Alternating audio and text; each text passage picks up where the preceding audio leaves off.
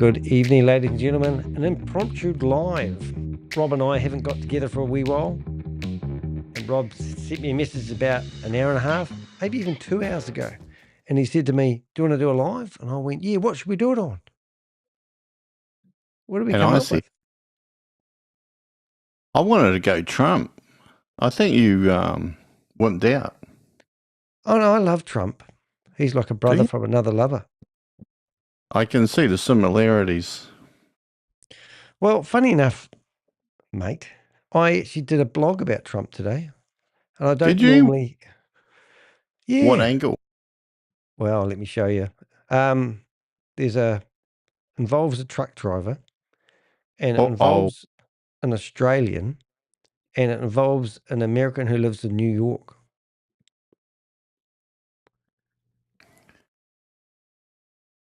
Right.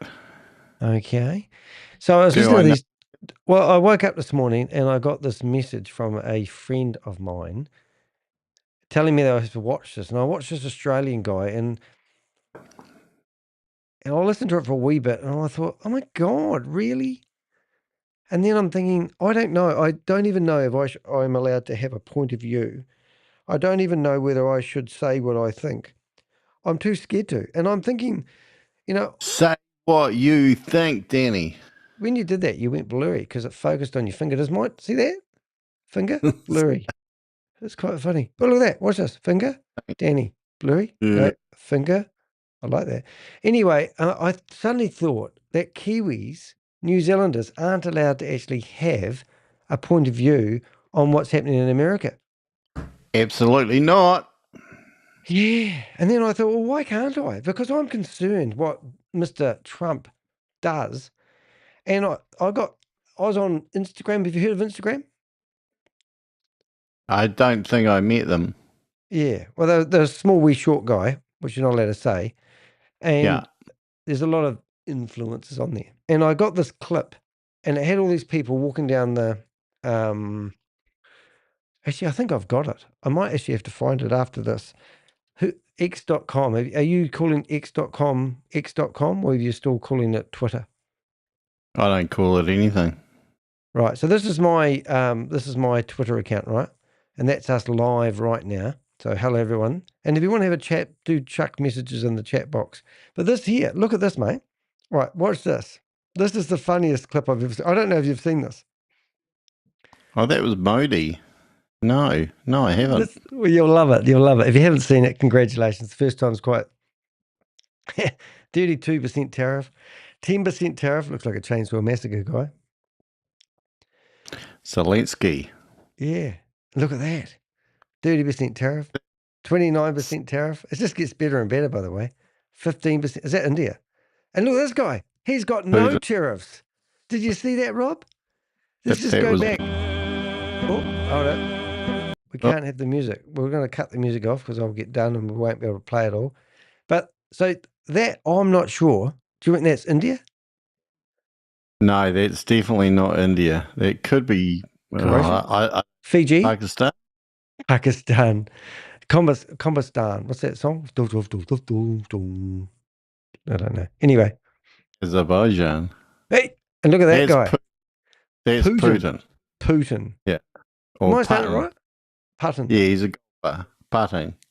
Okay. All right. So he's got no tariffs. But did you know that America has put 90 countries under tariffs? 90 countries. Well, today the tariffs got taken off. All of them? Yeah. Is that because the exchange rate went down a little bit? Sorry, it's gone back up now. Suspecting it's insider trading. Oh, did they put something on hold? I didn't follow it. I haven't listened to it. Yeah, they suspended it for 90 days.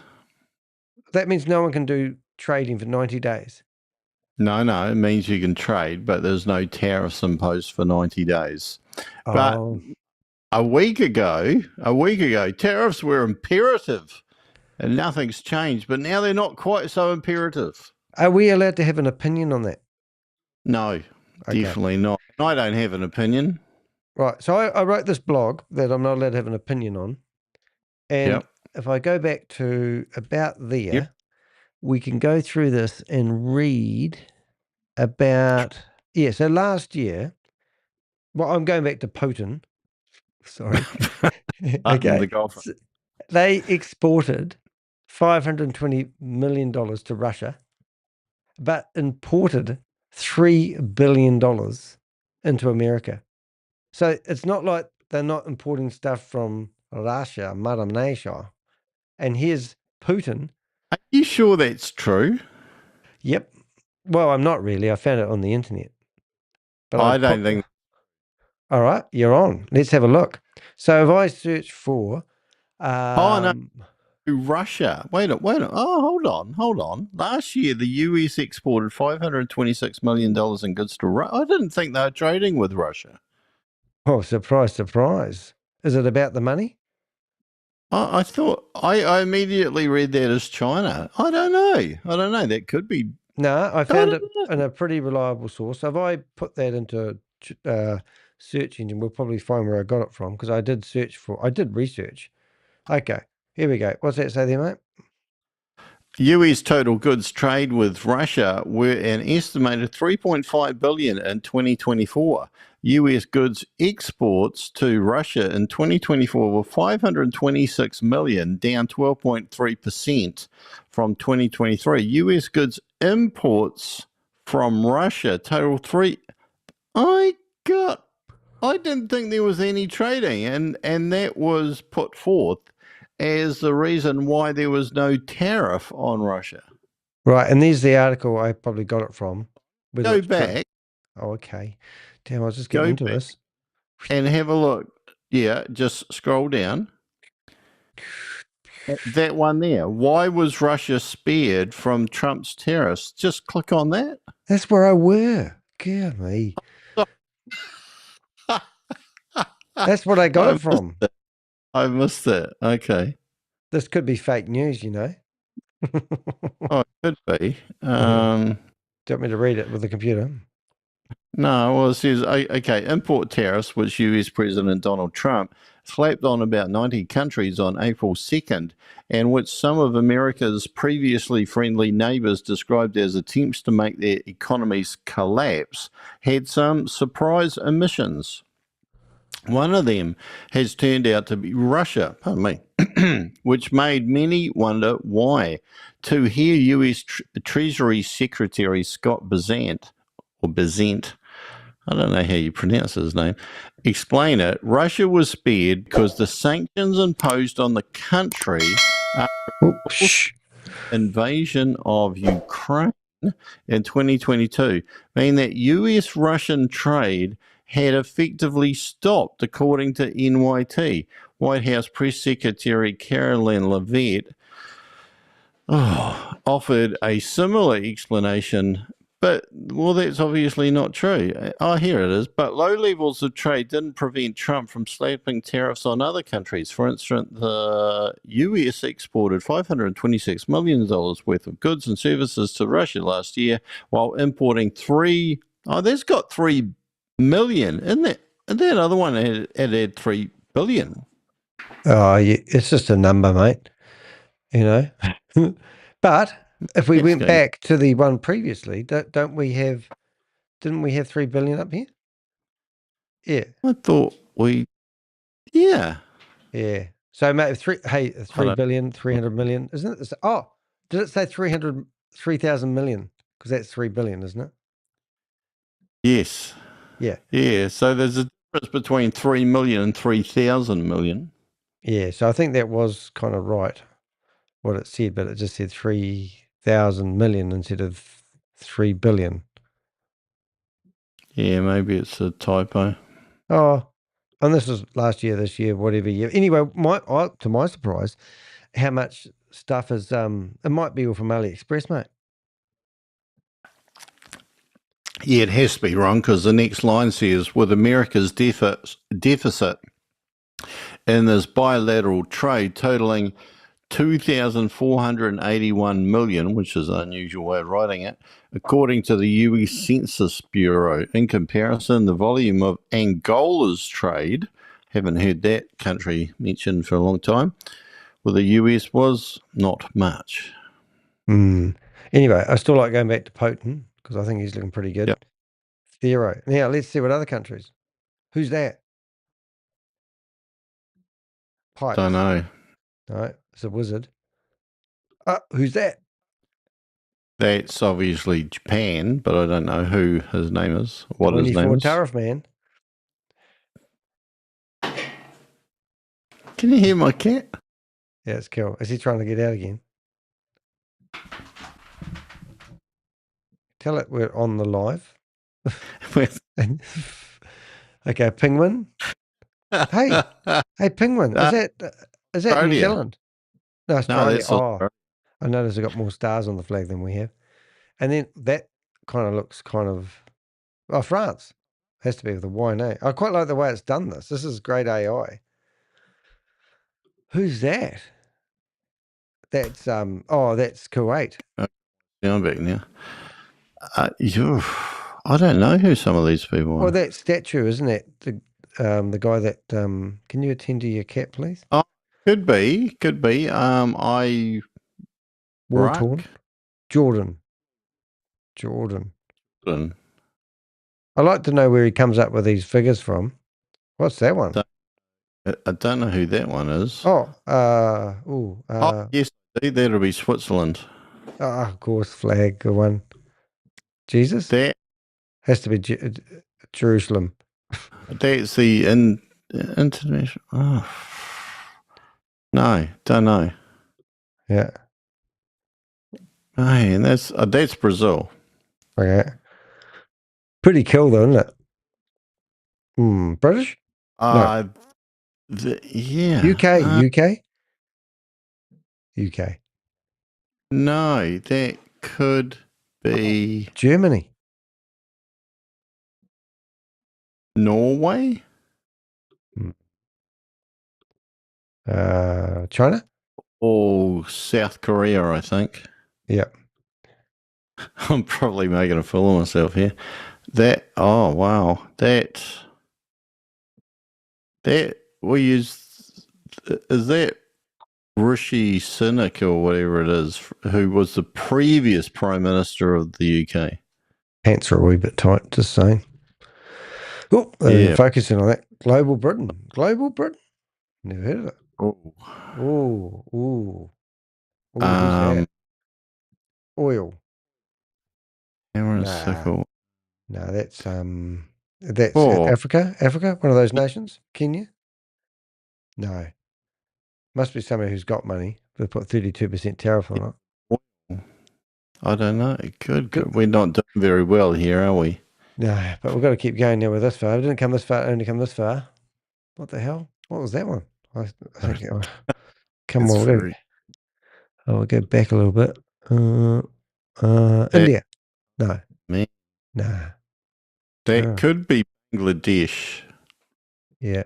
Hey, I like that one. It's got boxing gloves on it. Could be Singapore or Canada. Indonesia. What would you do though when you think about it? Like Canada's right next door to America, and they put that much on. If you just go over the border, you're going to be paying these tariffs. You miss 100% of the shots you never take. What? Kangaroo, mate. But we've already had Australia, haven't we? Yeah, I think you're right. Maybe they think we've got kangaroo. Maybe it's a wallaby. Yeah, Australia on the jacket at the bottom. See? Australia. Australians, all that. Who was that? 39. Oh my goodness. Oh wow, these are hard. Zebra. No, wait. It's Africa. That there is a West Indian country. That's with the blue. Nigeria.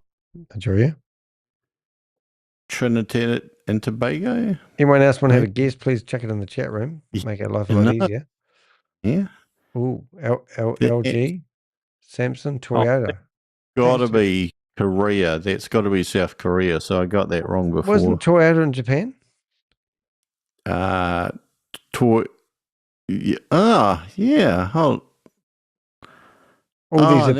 These are probably all generated with AI.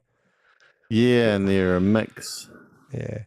Now that doesn't look very friendly. So it's probably Afghanistan. Is It's that more the our Taliban? style. Looks like a scammer, that guy. 10% It looks tariff. like someone from Star Wars. Oh, let me guess. It starts with E. E. Yeah, Egypt. Pharaoh. What the hell is that? It looks like Korea as well, but it can't be. Yeah. Hey, we should ask Megan and Regan because they were in 160 countries. So they would know the answer to all these because they'd be familiar with each of the countries. Maybe What the Saudi heck? Arabia. That's Israel. Yep. Well, they're pinging through them now. 48%. He missed out, didn't he? Cambodia. Well, he must be really pissing that country after charging 48%. Oh, it's just nuts. Oh, that could have been Vietnam. Oh, what the hell is this? Tesla.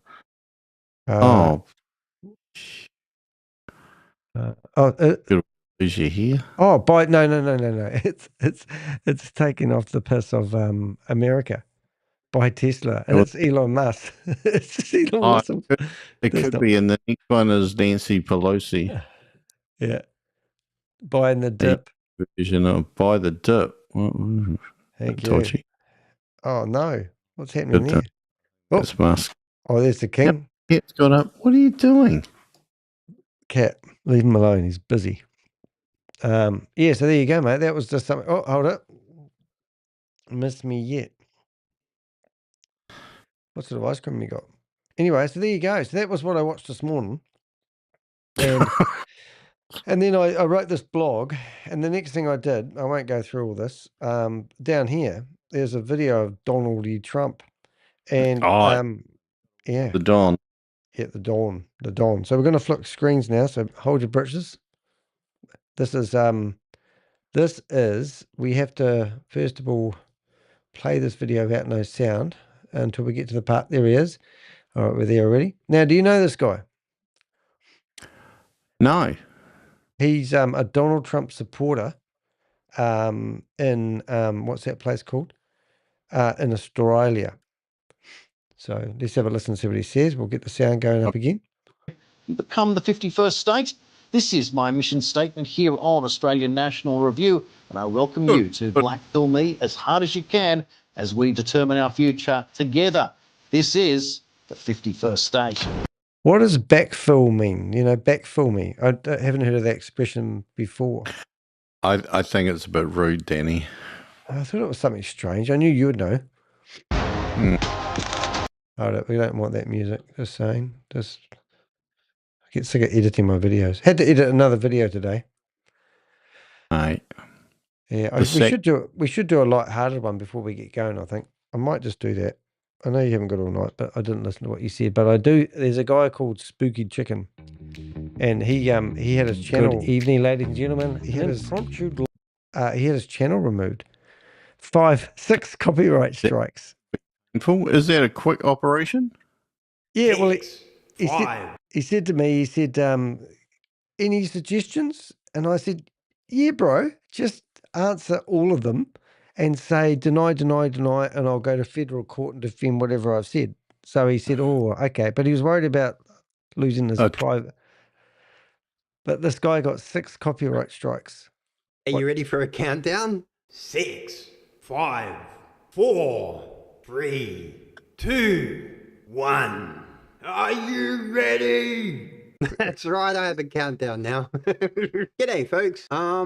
It's been a couple of weeks since I posted a video. I feel a little bit out of practice. But I was sitting here reading this PDF document by Jessica Soul. Document's called Wealth Framework, the Playbook. And the first page is, hello, darling, I'm Jess. Becoming unrelatable is a journey not for the faint-hearted. This playbook is designed to take you through some of the ways that I have become financially unrelatable to many. And further down it says, this playbook will help you understand the origins of your current financial reality, structure your finances strategically and confidently, prepare to build a financial life that's resilient and unapologetic.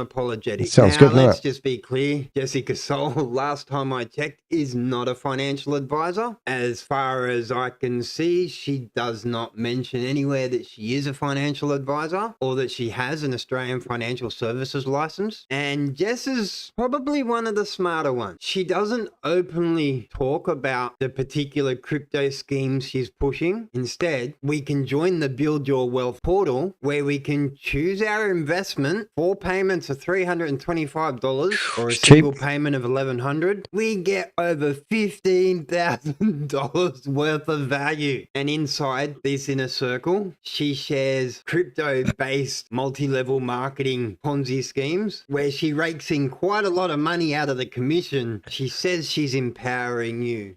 Do you reckon your lips are real? And that would you like to meet her in a circle?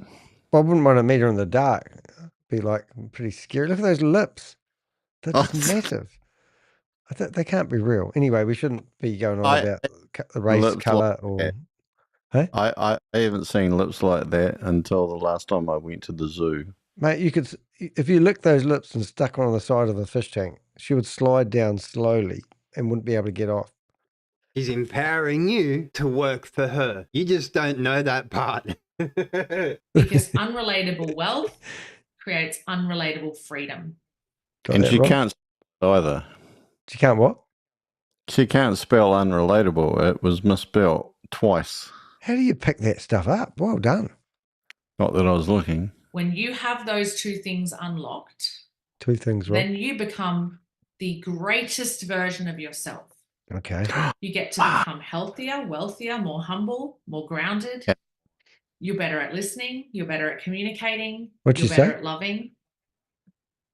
You're better at Loving. everything. But Scamming. this is not what I want to talk about in this. Now, I'm pretty sure her husband, or her boyfriend, we spent ages talking to him, and he wanted me to provide rock solid evidence that she was promoting Ponzi schemes and scams.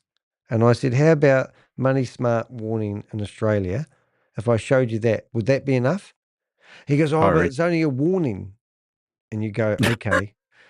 So it's like, okay. And I said, and what about the history of the company she's promoting? And he goes, oh, she really believes it. And I go, oh, I can't compete with that stuff. But I'm pretty sure it was her.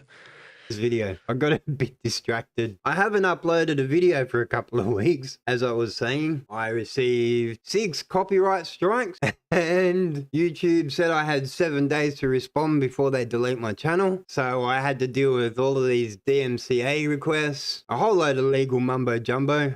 Shout out to Danny DeHeck, Crypto Ponzi Scheme Avenger, who knows exactly what I'm talking about, because people like Danny and myself, we all go through this. It doesn't matter what so-called company I'm looking at. I get Do you know that guy? That was Joseph Haidt. He's good friends of me. people come onto my videos, call me a liar, call me dumb, tell me that they know You call me anything you like, just don't call me late for breakfast, eh? who I am, who I'm connected with. But let me just make that one thing clear. I'm not connected with anyone. I'm a nobody. I like that humble attitude though, because he's as he's about to say, he's got about 1,500, genuine YouTube likes, and he does have a massive influence. He was actually in Australian news. They did an article all about him and I. However, when you got to the I part, you had to press continue and subscribe. So no one really got to see me unless they subscribed to the newspaper. I was quite saddened about that, but he was at the top half. Poor Danny. I know. Middle-aged person sitting on my computer. Oh, shit. What happened then? Excuse my French. Let's try that again. Got excited there. Talking into OBS, 1,300 subscribers on my YouTube channel, 50 followers on Blue Sky. I might get like 2 Hey, Well, it's about the same. But if you are listening to this, please, I'll put the, go into the live, if you're watching on the replay, please go into the channel, check out his channel, and please do subscribe, put him out of his misery. We had to do it to Rob. We might as well do it to Spooky Chicken. I want to That's ask him, I'm hoping he's going to come online because I gave him a link before we started tonight. And I'd like to know why he called himself Spooky Chicken and not Spooky Kangaroo. He's an Aussie. Here we go. this is a guy that did a video about you when you lost your channel. Yeah, that's right. And he said he's never watched any of my videos because he didn't want to. He wanted to be totally unbiased. And then he gave me quite a nice, it's quite a nice channel. But yeah, it is like that. It is actually modern warfare being a YouTuber, knowing how to master the art or navigate through all these social media clowns that try to stop you. I support you, but I'm not going to watch you. Yeah. I hope he's That's watched one of my videos. But maybe that's why he's only got like just short of 1,500 followers, because he hasn't been watching my videos. Maybe things need to change. Yeah. To 500 views on a video. I've had videos like 10, 15,000 views. But Jesus, we haven't. That's pretty good going. I have, thank you very much. Well, what was it about? Woolley. What was it about? My one. It was about a website error. Yeah. Well, this is the thing, is when you're starting out in YouTube give you a lot of, like my videos are lucky if they get 1 to 300 now. But when I was starting out, I was getting 4, 5 or 6,000 on my Hyperverse videos. And then all of a sudden they govern you back. They get you all excited, hopeful that you're going to make a living out of being a YouTuber. And it's just saying. But it seems that I am causing these individuals so much harm and distress that they file fake copyright claims on my videos. Brilliant. And you guys know, you watch my videos, you know, these videos are my work. When I'm showing an Instagram reel or video on Facebook, something else on YouTube, that is part of the narrative that I am telling. There is no doubt in my mind that any third-party content I use falls under fair use. And I specifically do not want to, have no intention on rebooting other people's content. I'm not Sniper Wolf. I'm not Jason Derulo, right? The people running these scams, frauds, Ponzi's, whatever they are, my tiny little nobody YouTube channel seems to cause them such distress that they try to silence me. I've had letters from lawyers. I've been accused of libel for reading a statement by the FBI about Payback Ltd. They accuse me of lying. I read a statement by the FBI. Now, of course, I don't know who filed the copyright request, but it's obviously someone that knew that YouTube responds to those quickly and swiftly. And I don't blame YouTube for this, because when people are pirating, bootlegging other people's content, I think YouTube should jump in quick and shut it down. But we all know that's not what's happening here. If I've said something wrong, I will correct it. If you see something in one of my videos and you think, oh no, I'm wrong there, tell me where I'm wrong, tell me what I said, and tell me the correction. Don't just call me dumb, because that's not how words work. Don't file a copyright claim when you know very well it's fraudulent and all it's really intended to do is disrupt my communications with everyone. And that in itself, your actions show exactly what you're up to. When I'm asked to take down a video because it's damaging to someone's reputation, because I'm committing libel, and I say, what did I say was a lie? They can't respond to this. Every single person, organization, company, whatever you want to call them, that I've shown on my channel, none of them are able to have a regular conversation. They can't answer questions. They lie and they cheat and they manipulate. It's quite well done. Criticism. They're fast to hit the block button, but they can't block YouTube. But I just want to make this one thing clear. If you want to accuse me of a copyright violation, if you want to accuse me of libel, I won't back down from that fight. I'm not hiding behind an anonymous YouTube channel. This YouTube channel has an alias because who I am is irrelevant. I'm a homeless high school dropout, but I will... There's Cameron, Lauren Cameron. He's practiced his hard luck story. And he's like, used to be living on the streets. He contemplates suicide. And now he gets $50,000 a month from promoting Ponzi schemes and has his own gardener. Life's living the dream. And but they teach these Australians how to come up with hard luck stories so they connect with their audience. And his one's priceless. I will fight for my right to say what I want to say. And I will fight for my right to critique so-called companies, people that are trying to exploit others. Bro, sis, whoever you are, you're not going to stop me. Remember, you can find me on Blue Sky. Let's talk about decentralized. Blue Sky is a decentralized social network. But none of these clowns use Blue Sky. They don't really want decentralized. Thank you all for watching. Thank you all for your wonderful support. And I'll catch you in the next one. Ah, that's cool. So that's pretty cool. And if you go to Somebody's just spammed me. I'm going to ban them. They want to know whether I want to buy fake YouTube lives. I already have enough. Thank you very much. Yeah, but he's got quite a decent YouTube channel. He puts a lot of effort into his videos. So if you do go along, please do support Spooky Chicken. Not hard to find. Give it a look. And as I've said, he's doing a pretty good job, and he's got himself in the newspaper, which is fantastic. But I just wanted to bring that up. And what else was I going to say? Something interesting there. I can't remember really. I also, if you're on my YouTube channel, you can actually go, it's not rocket science, but when I see a good YouTube video that does bring out the curlies from another YouTuber, I have a channel here, sorry, a playlist where I tag people who are doing wonderful stuff, and good on you guys for doing so. Oh, look, there's a video of yours there, Rob. Oh, Sam Lee there. Everywhere, Daniel. Everywhere. Yep, and there's Bloomberg, 547k videos. Imagine if we got that many every time, we'd be witch. But anyway, back to our commentary here. Boom, here we go, and we're going to get into this and listen to this. Ready? Because truth matters. Let's have a listen. See what we learn. I'll just stop that for a second. So the copyright. Oh, River 50. oh for God's sake, hold it. 1 minute, please, caller. The 51st State by Jason Olbourne. And welcome back to the 51st State, the only show coming out of Australia that wants to challenge the narrative of... welcome back to the 51st State, the only state that wants to challenge the narrative. Every turn. Well, I'd like to introduce you to our guest for this hour. Lionel Nation is an intellectual known for his irreverent political and social humour. You think he's reading off a prompt?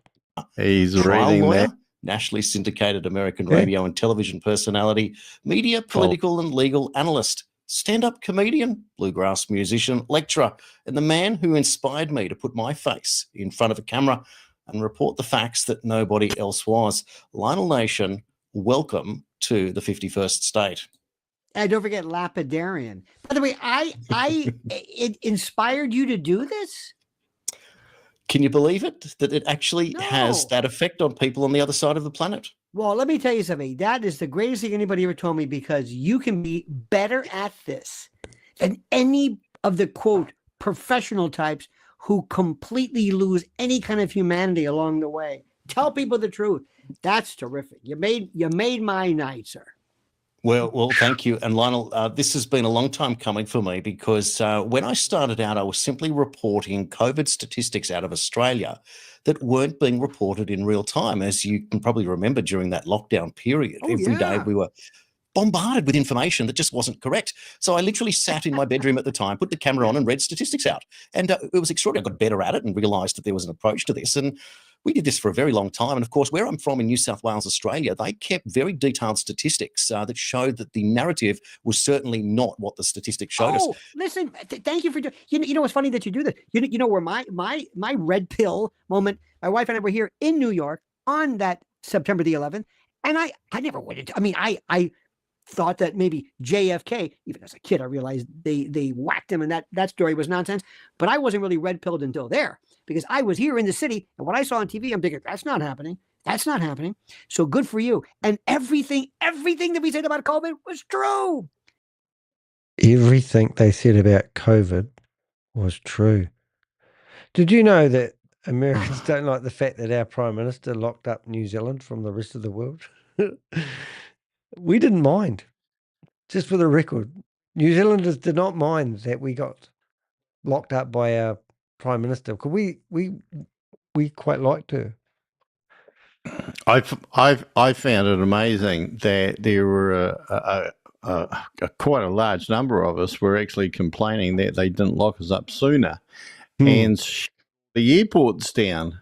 All right, remember that? When we're going, well, how come we're in lockdown when the bloody things are still flying in on planes and bringing the virus with them? You know, what's the point? I had people complaining, because we do drop shipping, and people were complaining that boxes that were coming from China could be contaminated, and they wanted us to disinfect the products before they landed on their doorstep. Yeah, we didn't want it.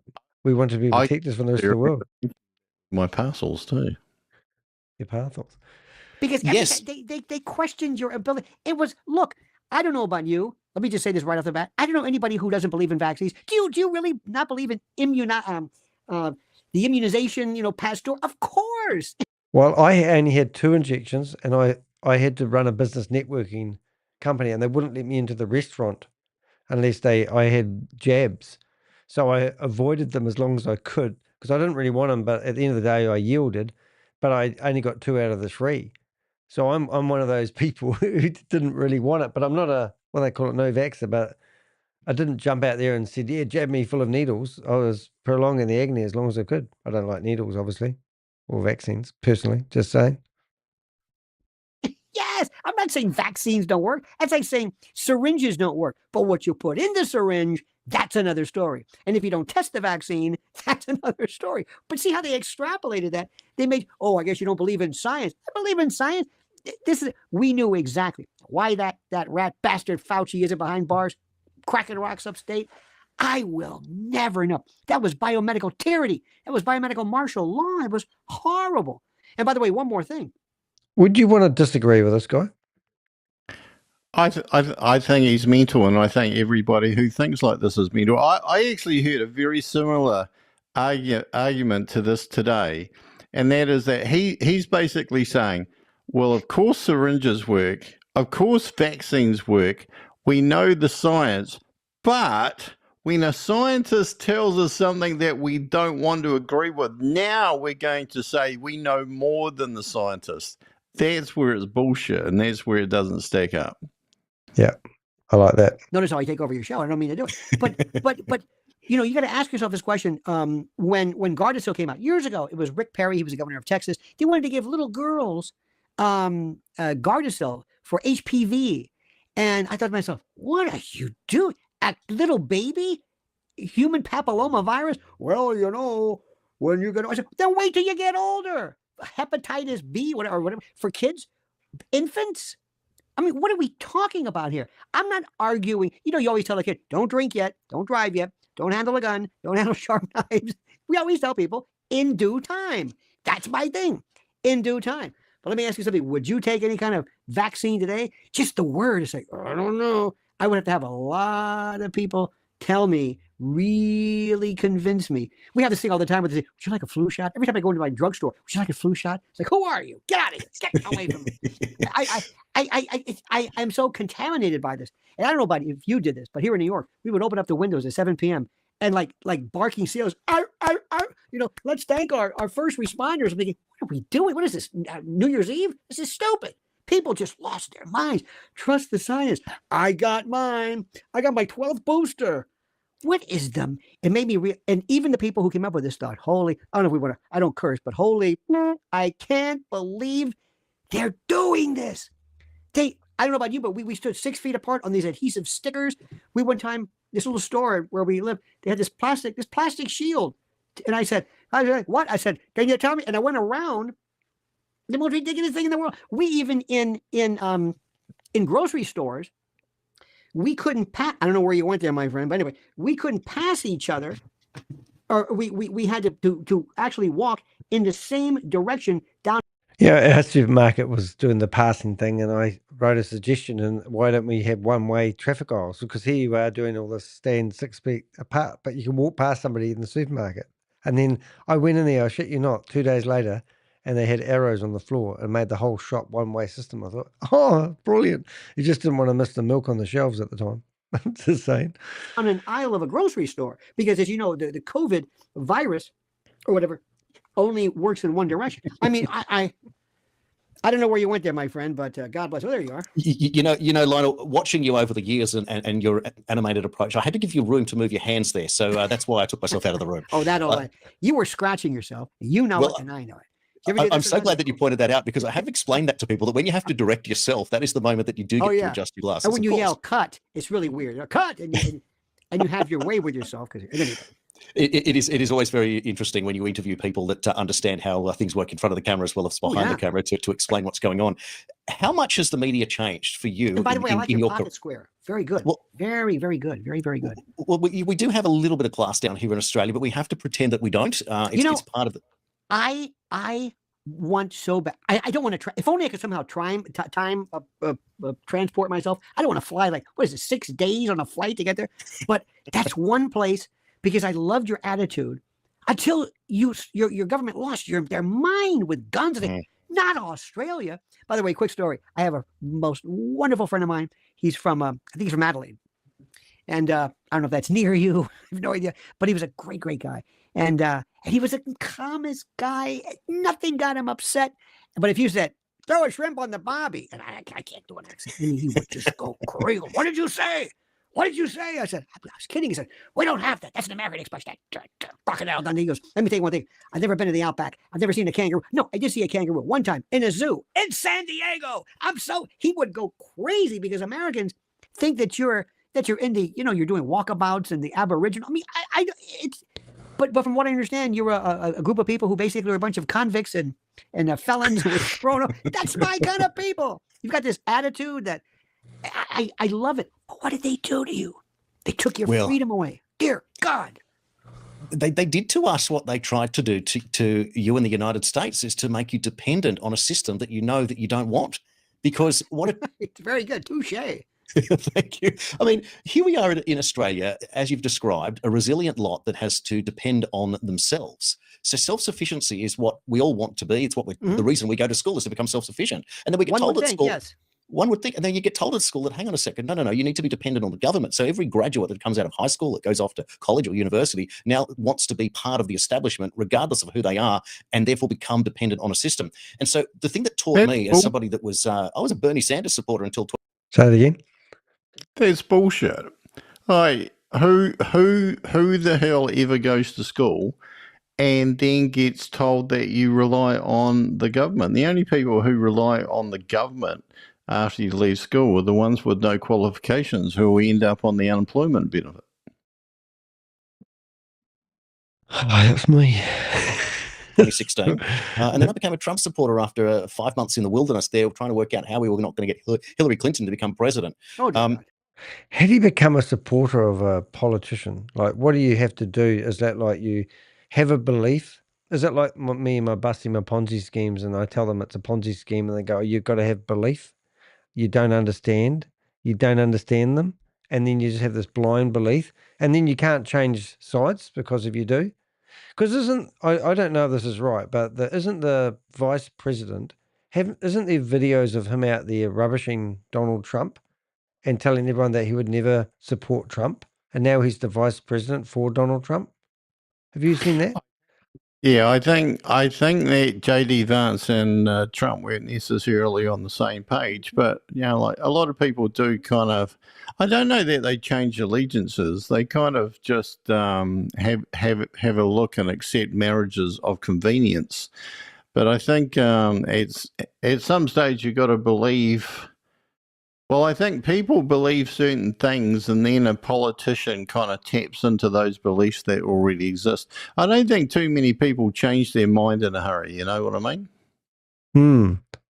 Does seem like I don't know. It's just a blind following a wee bit, but yeah, there might be a reason for it.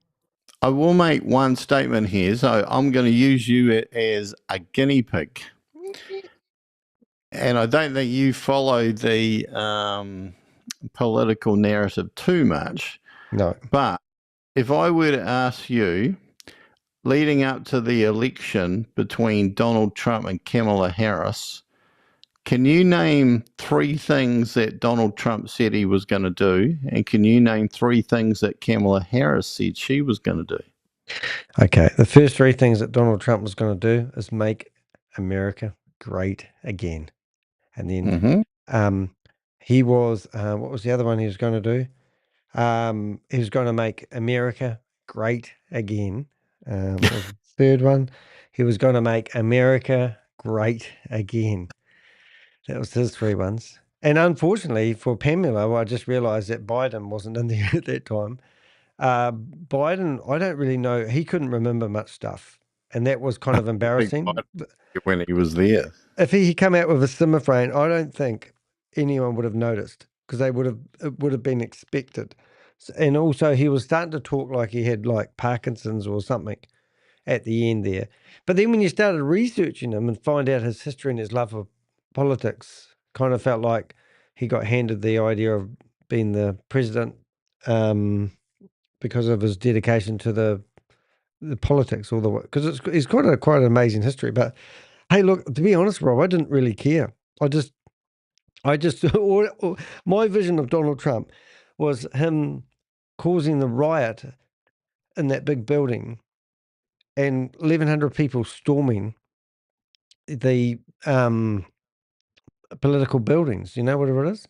And that was amazing. All those people that stormed, well, I don't know about all of them. A lot of them got charged. A lot of them went to trial and got imprisoned. And after 4 years, Donald Trump never, ever got to go to trial, which was quite amazing. But the point that I was making before is that Donald Trump came out and said, I'm going to do this,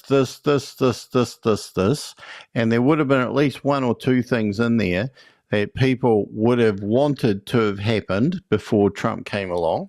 And so he said, I'm your man.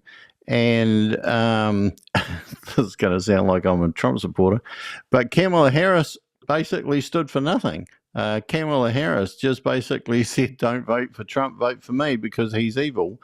So it was a kind of, you have nobody knew what the hell they were going to get if they voted for Kamala Harris. So they assumed they were going to get more of the same of what they were going to get under Biden. Yeah. Yeah, I think it's a good idea to actually say I didn't really get anything, really. I just freaked out when I don't know. This is why it's quite fair to say I don't follow it all.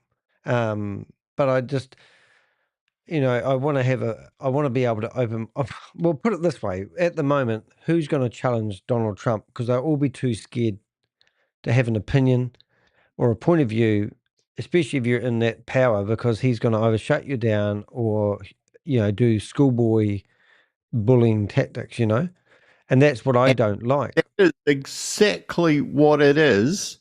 And I'll tell you what, if anybody except Trump did that in real life, everybody would hate their guts and be against them. But there's some weird fixation that, well, it's okay to do it when you're president. It's a bloody disgrace. Yeah. No, I agree. It's actually fingers going down the nail board with some of the things he says. Even like, I get, because I'm a go after scammers, I get called all sorts of things, just like Spooky Chicken. He gets accused of all sorts of things he hasn't done, and some people just blindly believe it. But I seem to, like the way he talks about people, disrespectfully, like them. He mentions them or those people, and it is actually quite. It's just not quite right, It doesn't like. Say it again. Everybody is judged. Yeah, you can't have a free difference of opinion. Yeah. You're either good, beautiful, an idiot, a moron, incompetent, bright, not bright, etc., etc. Everybody is judged. It is the worst behavior that a person can really exhibit.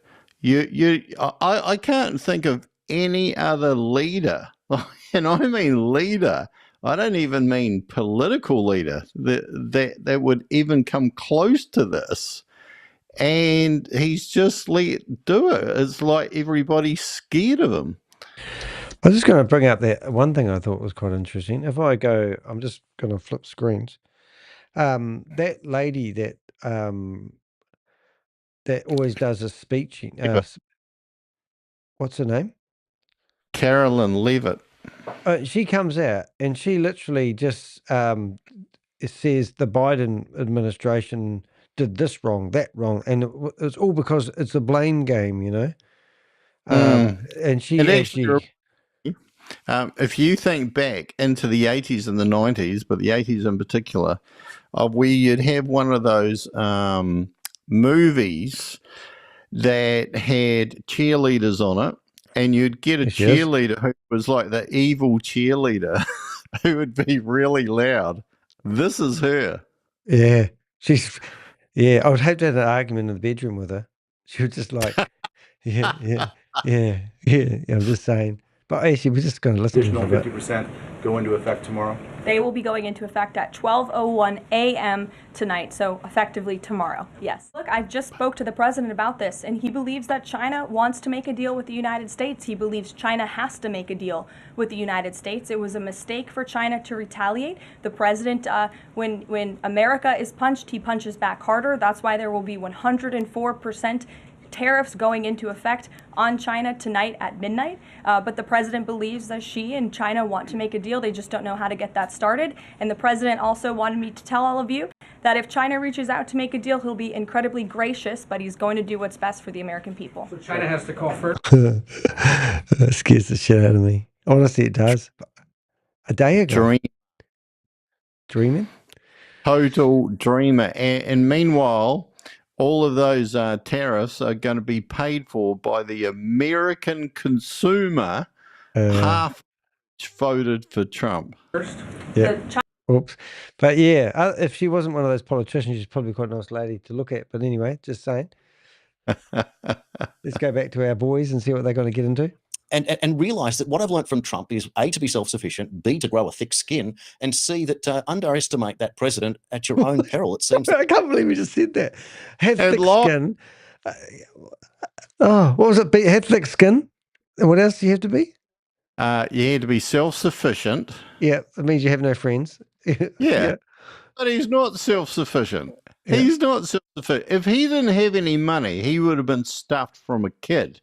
But because he had money, he could throw his weight around and bully people. And he's doing exactly the same, and people are condoning it. Yeah. So everyone wants to underestimate this man no matter what. Everyone wants to underestimate this man no matter what. That's his consumption. Controversial statement. I actually think people have overestimated this man. People like me, at the start, I used to support Donald Trump for at least the first year of his first presidency because I thought he was anti-war. And then he just turned dumb. And I think that people actually have overestimated him because they've thought people cannot be as thick as this guy are. Surely he's going to show his good side. I don't think he's got one. Did you have one of those Donald Trump hats? First, a couple things about Trump. By the way, Bernie Sanders, I like Bernie Sanders because he was authentic. See, I have no political party. None. When I was a kid, I don't know about you, I'm 60. Am I 67? How old am I? 67? I'll be 67 this year. I thought he was going to say 87. When he said that, I had to look it up to see how old he was. I actually thought he's in his 80s. He looks like an old man. 67 ain't that old. It could have been anything. Yeah. I think. Anyway, I was born in 58. By the way, 58 gave us Alec Baldwin, Madonna, Prince, Michael Jackson. That was our year. So when I grew up, I thought that the left, Democrats, whatever, were great people. Anti-war, freedom, Martin Luther King, civil rights, gay rights. Yeah, live and let live. We were libertarians before we knew what it was. Anti-war, it was a tail end and missed the Vietnam War by that much. That was the left. Republicans were stodgy, constipated country club people. They always talk about taxes and just did nothing for me. Barry Goldwater turns out later on. But anyway, as you know, I didn't change my mind.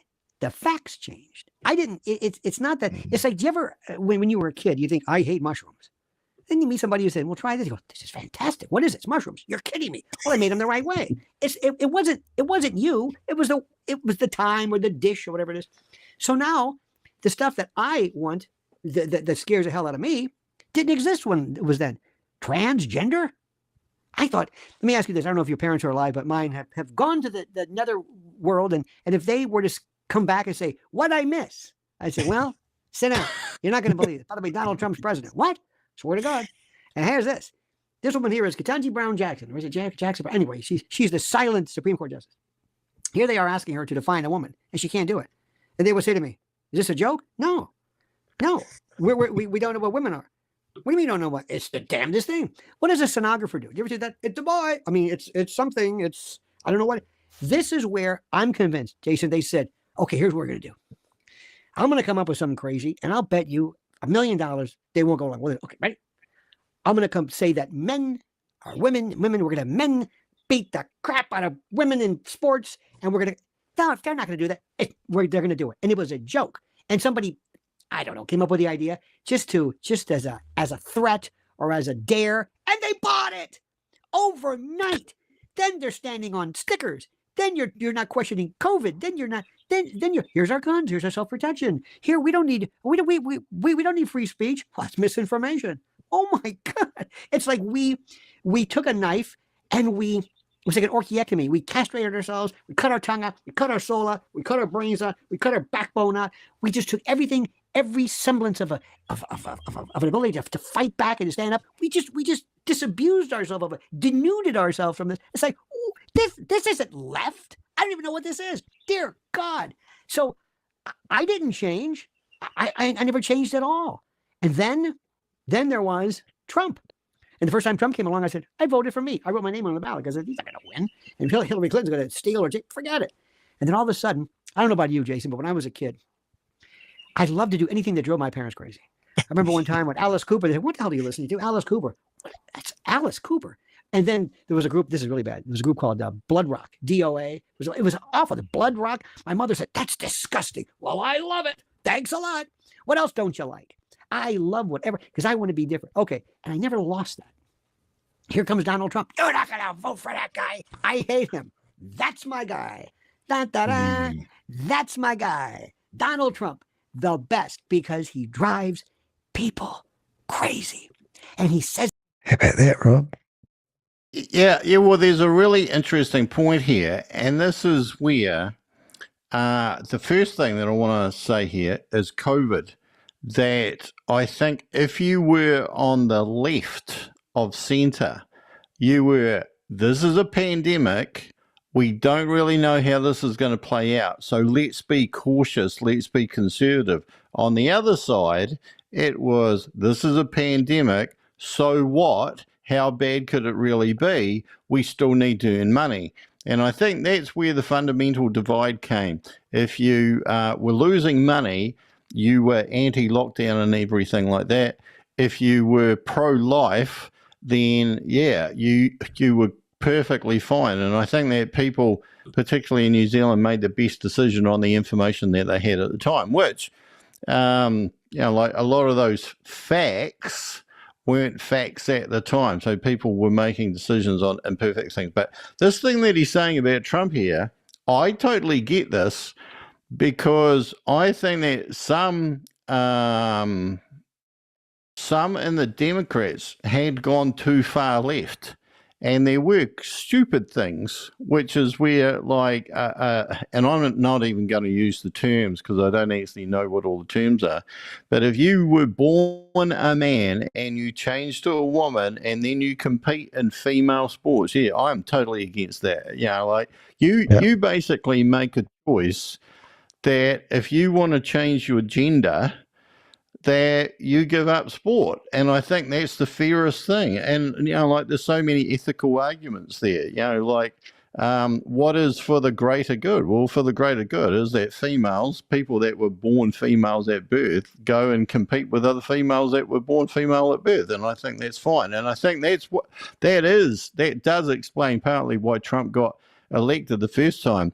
And then Hillary Clinton came in running against Trump and was calling people deplorables. And you think, well, how dumb is that? You're just going to alienate half of your voter base. So I totally get how Trump got elected, but that's a separate argument from what Trump has done since he got elected both times.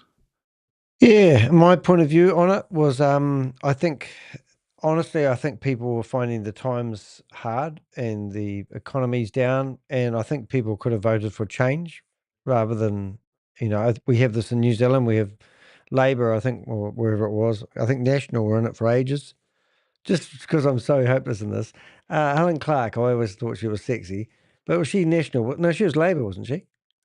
Labour left. Yeah, and she was a good leader, so she stayed in for 3 or 4 times. And then I think it got to the stage where people just wanted change to see what would happen.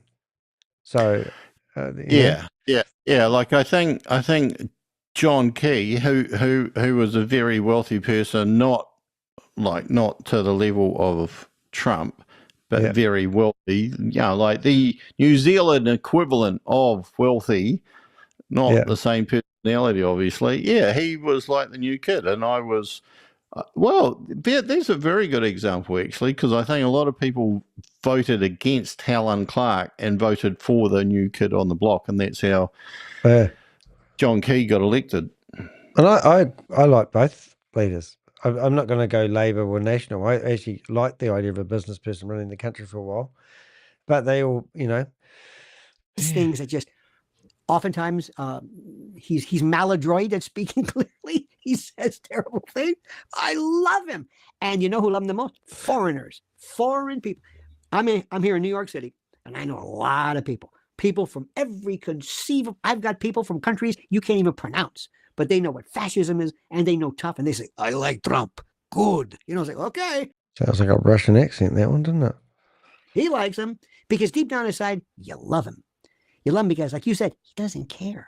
He doesn't care what you think. He knows what he wants to do, whether it's tariffs or this or that. I make some mistakes sometimes, but I'll take him over that wizened coot Biden and that logo-reic, logo-lalic, verbally incontinent twit, as we say, not Kamala, as we say in Spanish, que mala. How bad? Que mala, is like burnt. I mean, this was a choice. And I'm not a Republican. I'm an independent, whatever that means. So I love this guy, and I love this. And he does some things I'm not crazy about. I'll take him hands down. There's no other choice. And I hope that we have inspired you and the great people of Australia to kick out these lefty rat bastards, these commie pinkos, and put in somebody who cares about, regular things like law and order and individual dignity and the ability. By the way, Jason, the ability to say, what's he talking about? Total bullshit, because there's nothing that Trump does where he's got anything to do with law and order, and you can see with all of the court cases that are coming in against Trump and how he's riding roughshod over the Constitution, due process, you name it, even the rights of all those people that have got laid off who were working in all of those federal agencies. There's almost nothing that Trump is doing that is in line with the law. Even these tariffs, I don't know if you knew this, Danny, those tariffs are actually illegal in so much as the president doesn't have the right to impose tariffs. He's come up with this cock and bull story about how he could declare an emergency, and I don't even know what the emergency is about now, because it originally was about fentanyl, and that's how he could impose the tariffs on Mexico and Canada. But then when he comes out with tariffs on basically every country in the world, like how does he get away with declaring that a state of emergency? That decision is supposed to be passed by Congress, but Congress, who is controlled by the Republicans, the same party as Trump, they don't want to have a bar. They don't want to have a vote, because if they have a vote, then they are actually on record supporting the tariffs, supporting Trump. Or if they're not in line with Trump and the tariffs, they don't want to go on record going against Trump because they know that he'll go after them. So what is Congress' job? Like, it's literally like they don't have a say. He's making these executive or presidential decisions, and Congress is the Congress wasn't that set up to look at these what's going to happen if this happens, if then what, Yeah. So if you want to create a budget, it's supposed to be passed by Congress, and the president, I'm not too sure exactly how that works, but basically the purse strings are controlled by Congress. If you change anything to do with taxes, and basically tariff is an import tax, that's supposed to be Congress. And then you've got Congress, then you've got the president, and then you've got the courts. And they're all equal, but they've got jobs that are separate. And if Trump wants to do anything that is illegal and anybody challenges it, it goes before the courts. If the court thinks that Trump has actually breached the laws anyway, then they will stop it. They can put an injunction on it. And then if Trump believes that the courts are wrong, he can appeal it and it goes up to the Supreme Court. Unfortunately, or fortunately, whichever way you look, well, it's not unfortunate, it just is. When it goes to the Supreme Court, there's 9 justices on the Supreme Court and 5 of them are Republican. So if they vote in line with their political allegiances, if that's the right word, then basically Trump will win, maybe more often than not, at the Supreme Court. Anything. Here's my thing. Hashtag so what? Hey, did you hear what Jason said? So what? No, he said, he made a racial joke. So what? Don't listen to him. No, he said, so what? It's okay. I don't care what Jason said. Let him say it. Whatever happened to that? We have to stop it. We have to shut him down. He gave the wrong information. I mean, listen, and I put up with stuff. Look, I don't want to get into detail with you, but I hear a lot of people I know say things about their particular religious beliefs. I don't say anything. I say, okay, there you go. I don't sit there and say, that is the most absurd nonsense I've ever heard in my life. I never say that. You're entitled to your opinion. If I don't like it, go somewhere else. Why is that so difficult to understand? And you only take flack when you're over the target. Remember that when you say something and all of a sudden you say, ooh, that must be correct. You're sensitive about that. I must be right then. Because if I was wrong, nobody would care. Absolutely. This is the whole point, isn't it? That we learn so much about the reaction, and the comment that there is no such thing as misinformation. There can only be truth or lies. It seems that misinformation is a manufactured term used by authority when they don't like what you're saying. What does that mean? Misinformation, disinformation, data information. What?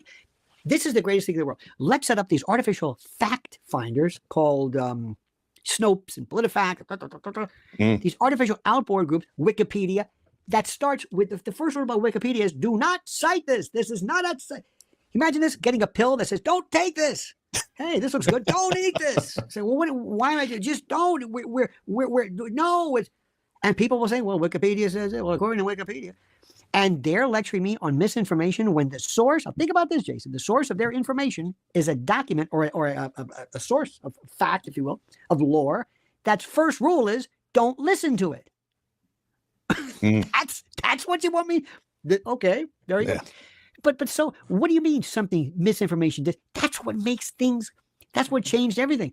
When Newton was all wrong about gravity, Einstein came along and said, I think you're wrong about that. What was that, misinformation? And when quantum mechanics came along and told Einstein, I think you're okay for the big stuff, but not for the little things. Was that misinformation or just wrong, or was it variable? Or they're killing the notion of getting deep into what's true and what's not. What does wrong mean? I don't even know what that's what I want to hear. And who in the hell are you to tell me what's misinformation? Have you ever heard Wikipedia being quoted as being the official source on anything to do with misinformation? Well, it's a it's a community of people that write that Wikipedia. It's not one person. It's a collaborative, isn't it? It's a collective. That's a word. Yeah, it's a community of people. Basically, anybody can go in there, depending on how big the page is, and change anything like that. But no, I've never heard of anybody use Wikipedia as the source of knowledge. And I'm only highlighting this because Lionel Nation is saying, well, because Wikipedia sometimes says don't quote this, or basically most of the time says don't cite me as the source. He's saying, well, here's an official source.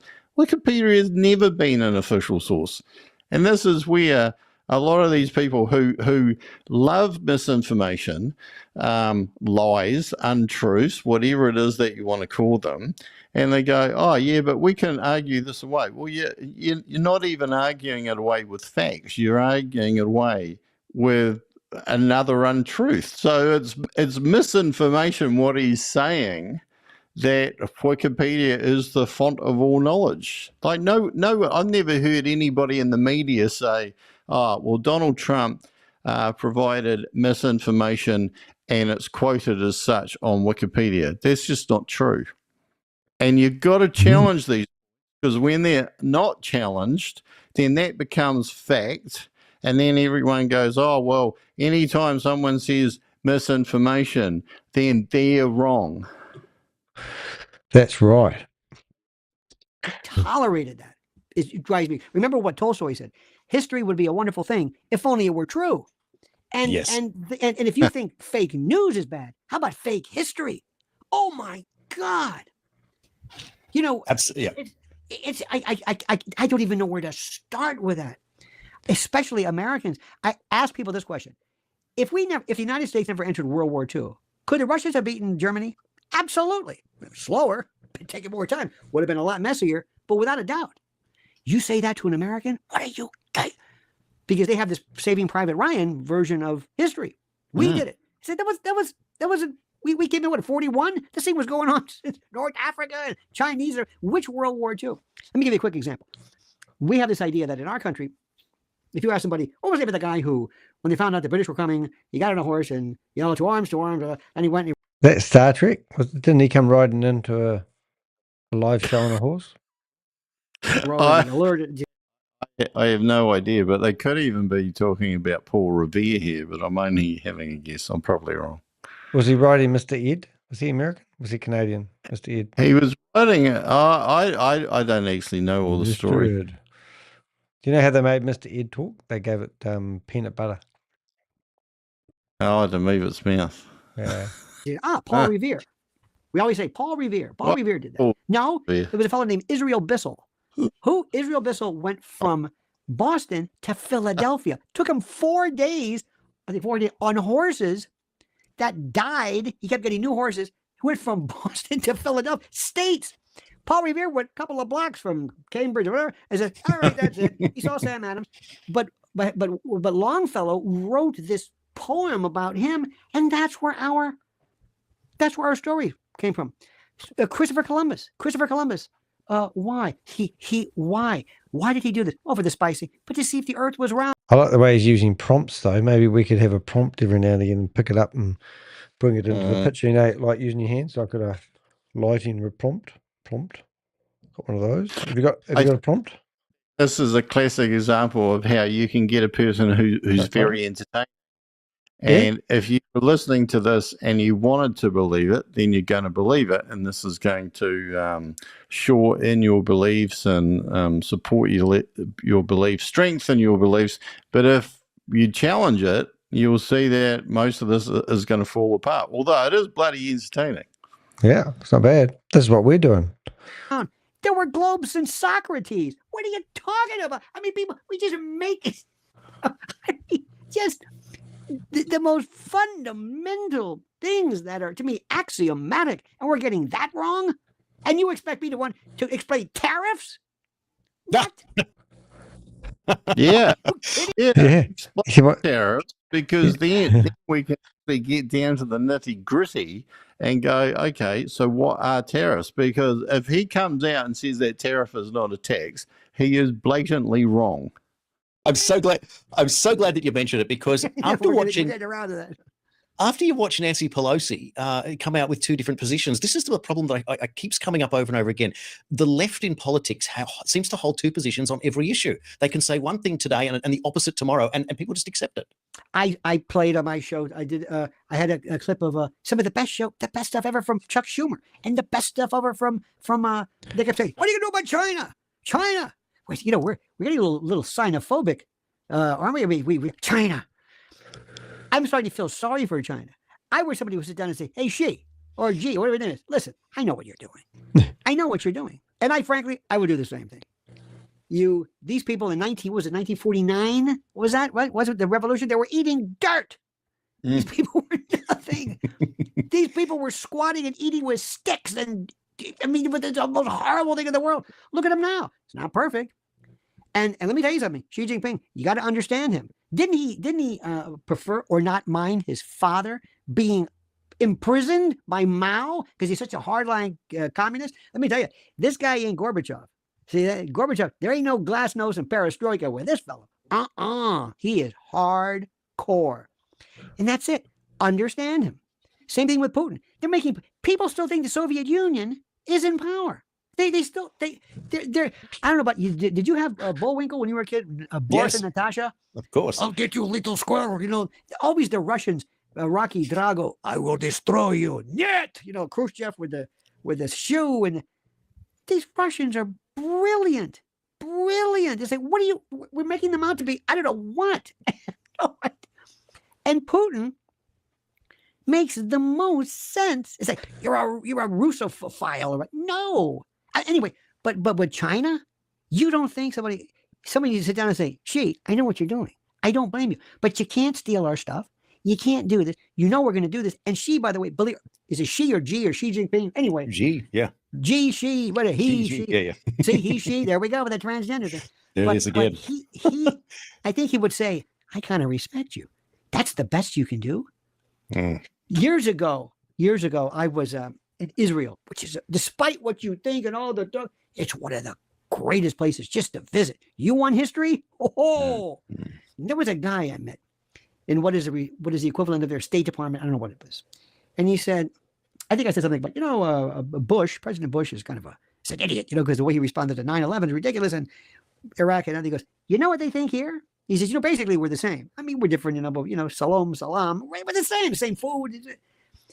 But there's this mentality of either the Arabs or the Muslims. He says there's an expression: they'll burn their blanket to kill the fleas.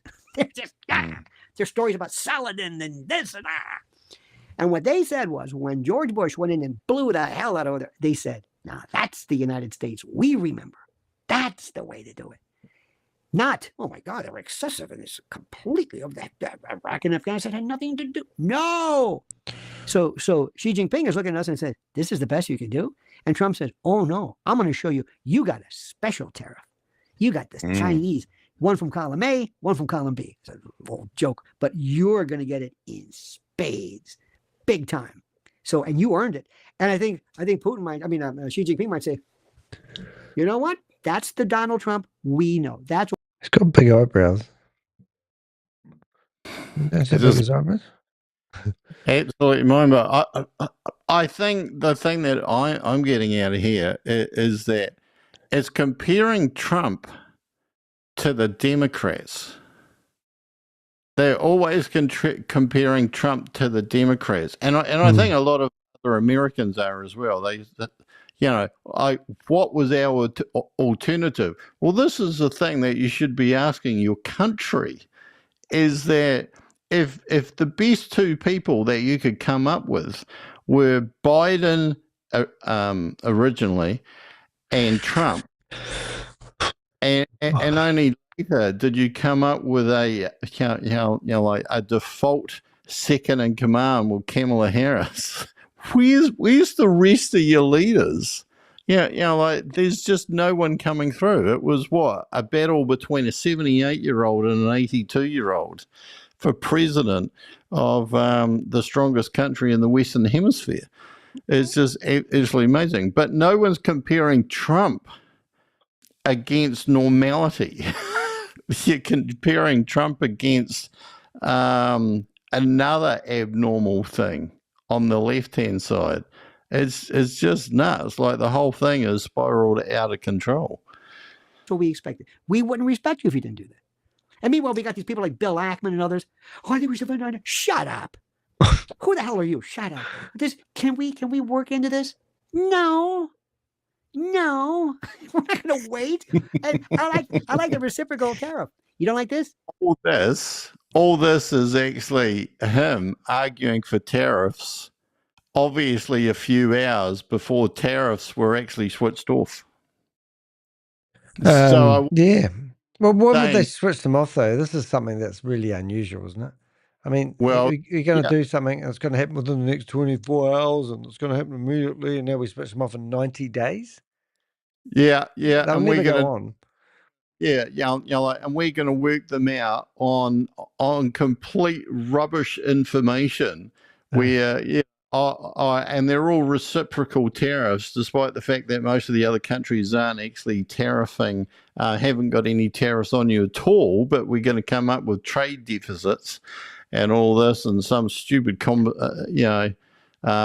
fake news equation, and so we're reciprocal, which is total spin. You weren't reciprocal. You might have been against some, but here we are, where the tariffs are turned off. So this guy here, Lionel Nation, who's arguing, what would he be arguing now?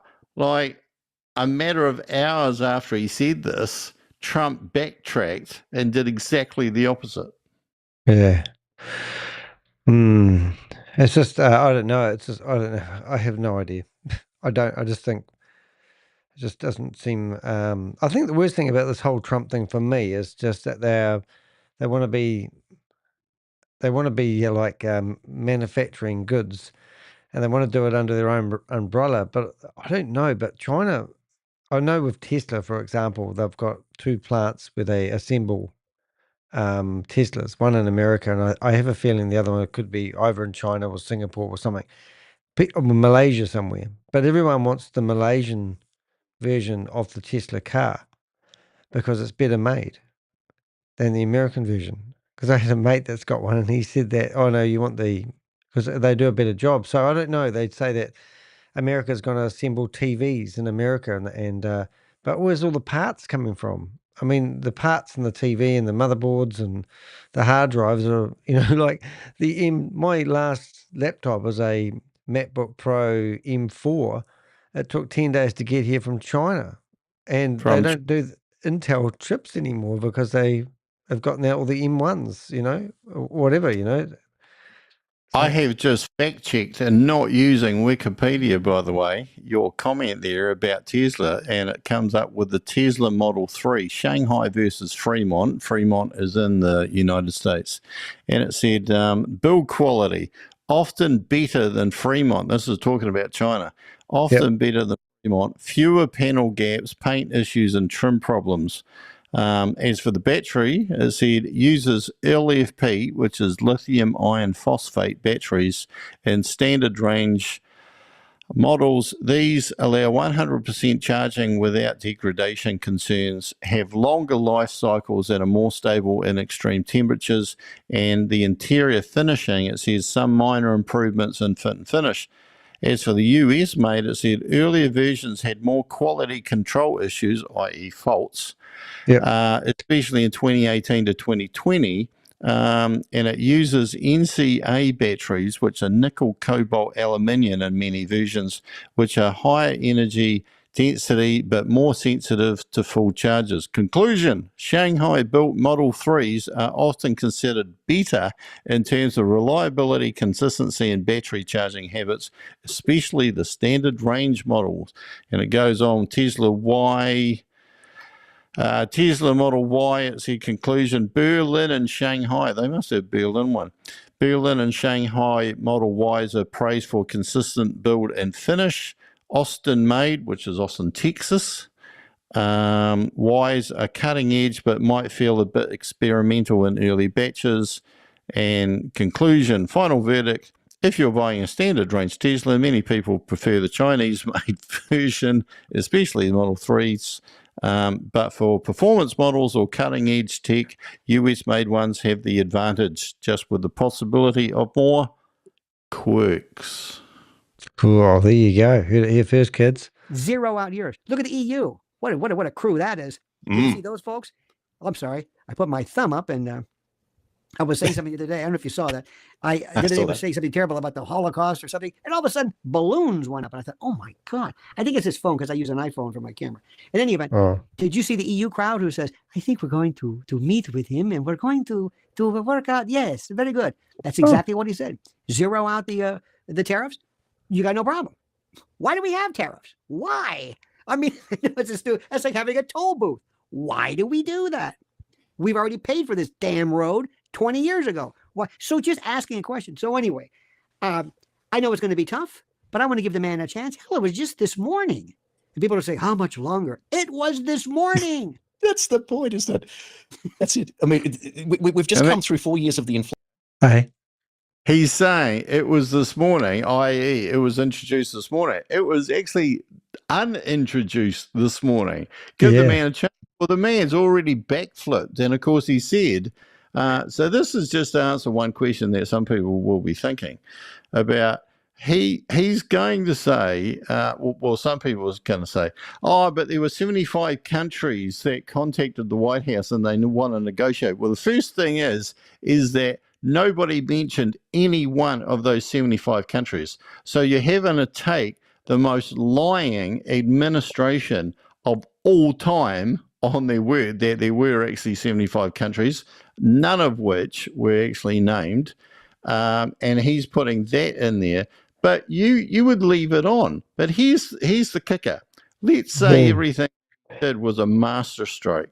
3 took them off as a negotiation ploy. He's practicing zero-sum negotiation. We win, you lose. Leadership in 2025 is supposed to go for win-win. What he's set up is for every country in the world to now no longer trust America is going to stick to their word, and particularly not for the next 3 3/4 years. Boom. Inflation Reduction Act that did nothing but increase inflation. But when Trump does something, it has to be solved momentarily. Exactly right. Precisely. So is Trump derangement syndrome, therefore, something that the mainstream media has crafted to be able to divide the United States? Crafted and exacerbated and acted as a cofactor, as an enzyme or some type of an accelerant, or the way that alcohol potentiates, like diazepam. If you take Valium in a shot, it's worse because of the alcohol potentiates. Well, the media potentiated the Trump. Believe me, it was already there.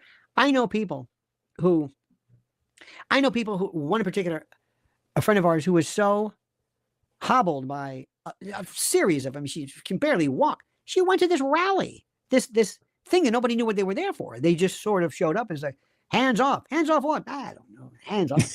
Yes. And she went there and she can never go out. We can't go out. I'm sorry. My hip, my foot. But for this, I'm going to be there. Why? Like Trump. They didn't even mention Trump. Mm-hmm. I mean, just it's to have that power. And the worst thing you do to Trump is ignore him. He loves it. I mean, let me tell you something. We live, we're here in New York, and on 57th to 5th Avenue, there's a Trump Tower. You can't get in there. You can't. The gift shop, every bit of paraphernalia, every hat, every. I have the collection of Trump memorabilia itself. They love this guy. It's love or hate. It's like butter. That is my point. You can't be on the middle. You can't sit here and have a mediocre opinion. You either have to be a Trump supporter or not. And that's why I find it quite difficult. And that's why we've banged heads with a few people, I believe. Yeah, and I think they come up with this bullshit thing like Trump derangement syndrome. And you just watch Carolyn Leavitt. If anybody asks her a tricky question, and Trump's exactly the same, that they attack the person who asked the question so that they don't have to answer the question. And this is the same thing. If you say, oh, well, there's this thing called Trump derangement syndrome, that means that, oh, if you're anti-Trump, you're evil just because you came up with, you're affected. You've got like a mind virus or whatever it is, you know. And what school did you go to? And where did you learn that rubbish from? And they talk to you like you're just, you're too scared to speak. It's schoolboy bully tactics. It's all fear. And the thing that amazes me is that when we went to school and we were raising up, we were being raised by our parents, or in my case, my grandparents, and we were taught right from wrong. Everything Trump does is not right. Like, who the hell is that kid, you know? Yeah. Who the hell them to everything that he does is narcissistic, and I almost never use that word. It's what, egotistical. He blows his own trumpet every time he opens up his mouth. Every single decision that he's made has never been done before, greater than ever before, and all this. It's pathetic. If you ran into a guy like that in a pub, you'd smack them in the face. So why would you put all those tariffs on and then remove them? Why would you do all these announcements and then stop it for 90 days? What does that indicate? Well, it could be fear. You know, like because imagine all those politicians, and this is an interesting scenario here. If you smack a tariff on a country, and that that country comes back with reciprocal tariffs, it's a really fascinating one for that other country, because your tariffs are going to damage their exports into your country. And that could mean politically for you that's really bad, because your country will start struggling economically, particularly if they can't find alternative avenues to trade. You could end up with a perishable product that people just won't buy at the other end, et cetera, et cetera. But if you stick reciprocal tariffs on, you're actually taxing your own people, and you're making more money, so you've got more money to spend on things like road and health and all that. But of course, the problem is that your people are buying fewer things, and the economy is going to suffer, and there's ultimately going to be less money going around. And that's the same thing that's going to happen over America.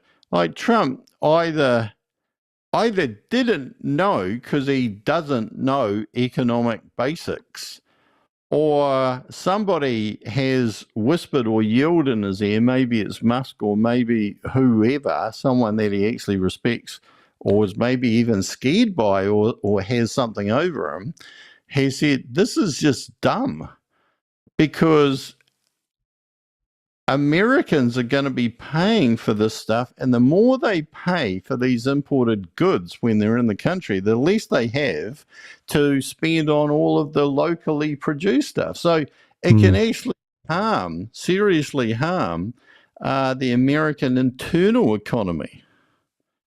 Buttermilk, you either love it or you hate it. And I've never known there's been no president who has ever been able to exact or to inspire, Jason, that kind of reaction. I mean, he is just, and here's the best part. Here's this guy, this billionaire, who always wears a suit, blue suit, red tie, whatever the tie. The only time you see him is when he's playing golf. He doesn't put on cowboy hats. He doesn't put on flannel shirts, or if he's going to an actual, hurricane or something. And he says, this is who I am. And yet people love him. Black barbershop folks in the Bronx. The Amish. Do you have the Amish in your country? Nope. I don't even know what the hell the Amish are, but they walk around and they're in with the thing with the hat, and they're living like in the 3rd century. And then the Mennonites, I don't even know who they are, but they're wonderful people, and he won them over. So you got these black hipsters uptown in the Bronx hanging out with the Amish. and then we have gay folks who here in New York, and we know a lot of gay folks. We know one transgender, one. And the gay folks I know say, what the hell is this T thing? LGB. What's this T? You put T? I know they'll say, I'm a gay man, gay woman. And I'm telling you, we have no people, one in particular, he looked, remember Waylon Flowers and Madam? He looks like Madam, but he says, I'm a man. I'm not going to cut either. And I've never heard of this. These are from people who were marching during the Stonewall days, who were actually there, the front runners. They're in their 70s, who know what they're talking about. They have no connection to this. They love Trump. Families love Trump. Black folks love Trump. This is the best part. You know who's the most sick of crime? Black folks. And the people who are so conservative, black folks, the black church in this country. I don't know what people think. Maybe they, if you watch YouTube or Instagram, whatever, you get the impression everybody's always fighting. It's a great image of the African American, but they love Trump. This is, the left has deluded themselves into believing that they're the popular folks, and that CNN or MSDNC and these other places represent them. They don't. They're so delusional. But what's her name got 75 million votes? This nincompoop who can barely speak, who wants to be unhinged from the past or whatever. I don't even know what she's talking about. We dodged a bullet with that one, my friend Jason. Dodged a bullet. it's extraordinary. That's where this the concept for this show came from, the 51st state, and that's to do obviously with tariffs, etc. Now, Lionel, what I'd like to do is just take a very quick break to play a commercial from our sponsor. When we come back, I've got some questions on the legal side of things, and I want to ask you a particular question about law, and I'm hoping that we can get the same level of colour and understanding that only you can provide. Don't go anywhere. We'll be right back after this. You're watching the 51st.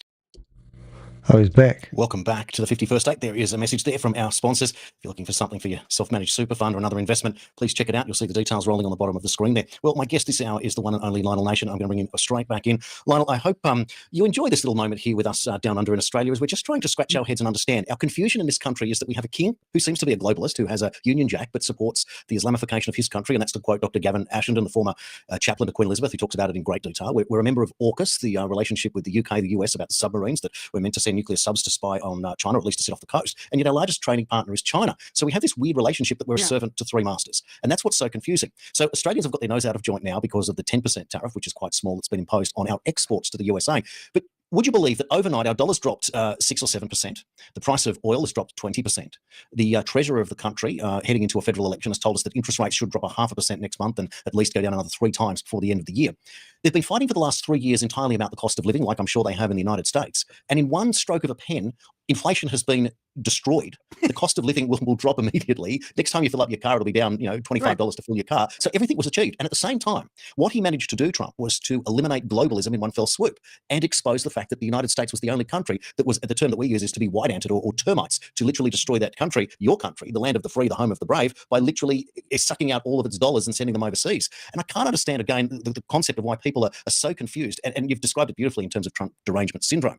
However, if this is the first part of the economic recovery that we're talking about here as a process of tariffs, and most people are saying, well, the jury's out, let things happen. The second part is that we're watching and we're hoping for some form of justice, or new knowledge is probably a better term because of how you described when you went into talking about vaccines and syringes earlier. But I want to ask the big question. Let's say, for example, you replace Pam Bondi, who puts her hand up and says it's all too hard. You get a message from President Trump that says, Lionel, I'd like you to be the Attorney General. What might you do for the next 3 3/4 years if that was your agenda? How would you deal with this? I would, well, first of all, Pam Bondi is wonderful. She's from my hometown. We work at the same prosecutor's office together. We went to the same law school. She is absolutely aces. I, however, would be brutal. I would be a lovable. I would put a face of fascism. Like, he'd be what? What a joke. Like, Pam Bondi is the Attorney General, and it's basically her and her department, the Department of Justice, that decide what they're going to prosecute over there. So she's like, Trump's got it wrapped up because he can basically do whatever he likes. And the Department of Justice aren't going to do anything about it. Crazy. He's a good guy. I don't say fascism. Nobody can explain to this day what fascism means. Nobody. Fascisti. Remember Mussolini. Who was Mussolini's best buddy? Will Rogers. They loved Mussolini. They loved him. And the notion of state and corporate blend, it's not what people do. Anyway, the first thing I would do is I would make people, they would be brutal.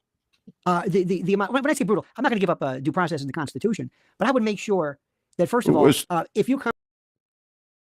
He said, I'm not going to give up due process on the Constitution. And that is exactly what Trump did when he deported those people without any due process to the prisons, basically kidnapping them and sticking them in prisons in El Salvador. So that's exactly what he did. And that's what Pam Bondi, who is the current Attorney General, actually supported. And like at least one of them, but they reckon there's actually several, as a guy who should never have gone.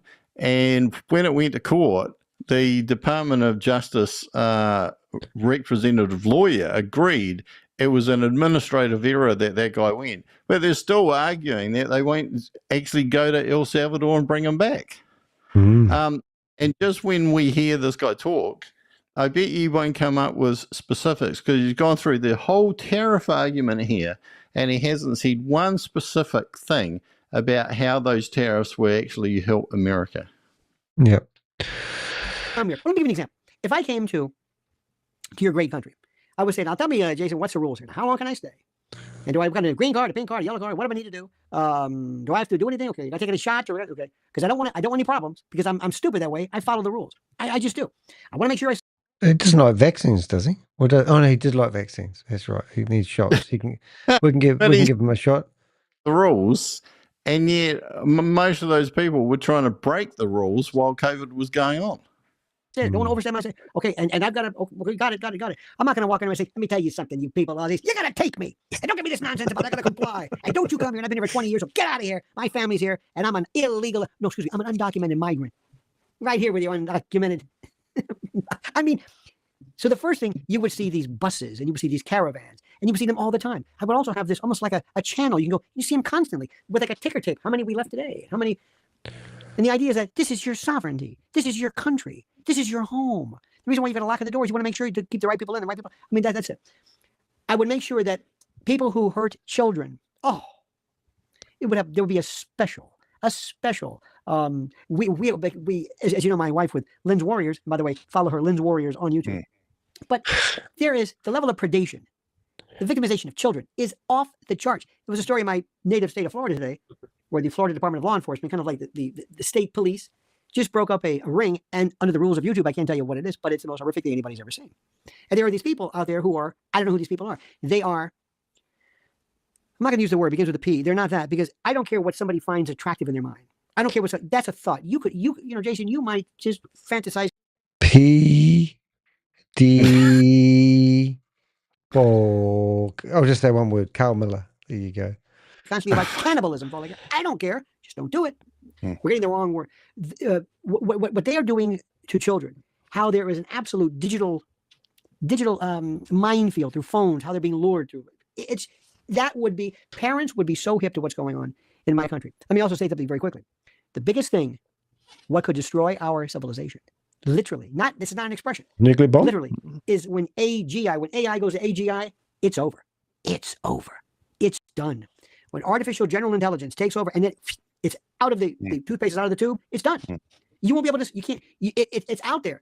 I have the hardest time explaining this to people. I said, it's not a machine. You can't turn it off. You don't even know where it is. There's no blinking light. It's just out there. And all of a sudden, you know, you might be on a battlefield. You say, all right, ready, aim, fire. And your whole system goes, ooh. Because some AGI version says, you know, my particular type of morality, I find what you're doing done. So I basically, through brute force, ham-fisted attack, I basically shut your thing down. And I like your enemy better because I think, because it has its own, it'll have a sensibility. It'll have its own morals, if you want to call it that. People can't understand what I'm saying. They can't grasp. But let me go back to the problem very quickly. This is a facsimile, obviously, this is a pen of President Trump. Now, one day, if I'm able to, by virtue of incredible crafting, I create an infant. It's a doll. Isn't this something? Wow. You know, I don't know if you have these things. We have these things called American Girl, these doll stores. And I mean, they've got dolls. When I was a kid, my sister had a doll with its hair, and it looked nothing like a human being, different today. Okay, multiply that by infinity, and they're going to be these bots and robots, whatever, that are going to be able to look at you and have a personality, and I submit a soul. You will not be able to need to be human to have a soul. It will have its own name, its own sensibilities. It will have self-awareness. And one day somebody's going to say, hey, I think you're doing something with this particular doll that we don't like. Excuse me, I can do whatever I want. It's inanimate. Yeah, but we don't like what you're doing. Sorry. And it's a thought now. Now the thought police are going to go. Let me go a step further. What if somebody says, you know, I found out that these people who have terrible pictures and of people doing terrible things, the bad part is they're actually, it's kind of like a crime scene. You're recording victimization of people. I've got this new thing right now under AI and AGI, or AI in particular. It's so real. It's better than a photograph. And it's worse, but it's not real. It's my imagination. You can't. You're under arrest. You can't sell that. It's not real. It's a thought. You're going to arrest me for drawing something? Well, this is it. The law will always lag behind technology. We're not ready for this yet. We don't know what nobody even understands Bitcoin. No, we don't understand this. Thankfully for YouTube, we're talking about particle physics and stuff, but people cannot conceptualize what does it mean? What is a crime going to be? We have a thing in this country called hate crime laws. Hate crime laws are, if I were to victimize somebody or hit somebody or strike somebody because they're black or their gender or whatever it is, they charge me with a hate crime. They take the crime, which is already cognizable at law, and they amp it up a bit. And they say, well, because of your motivation, why you did it, my thought, because it's constitutionally protected for me to hate anybody, we love thought crimes. That's hate speech. No, it's speech. No, it's hate. Hate is in the eye of the beholder. We don't have enough people in my country, Jason, who can sit down and even keep up with what I just said. It's very simple. Where they're not able to abstract. They can't say, this does pose a difference. Let's say you've got a kid. Your kid goes to school. Somebody takes a picture of your daughter and then through some AI program does deep fakes and has her doing a series of terrible contortions or whatever. And you say, hey, you can't do this. Excuse me, what is it? It's fake. Well, what is it? I submit using libel laws and civil laws and defamation. We're not ready for this yet. We're not ready. Today there was a story where they but they created this wolf, this dire wolf or whatever it was, out of Rogan talked about it. It's like 10,000 years it's been extinct. They brought it to life. You see a problem with that? This is the whole Jurassic Park, Ian, Malcolm story all over again in real life. Now, it's happening now. Elon Musk said that he approached Congress towards the beginning of this AI instant revolution that's just popped up over the last couple of years and warned them that there needed to be checks and balances put in place. And he was almost laughed out of the room. They don't understand. Right. They don't understand. So I know when I was watching your show yesterday and you talked about Musk and Soros, and I thought that was... But because that's where a lot of this is really disappointing. So that guy on the right was talking about a whole lot of abstract things that really had nothing to do with Trump. But in there somewhere, there were a few things that I actually agree with, and I know that a lot of people agree with.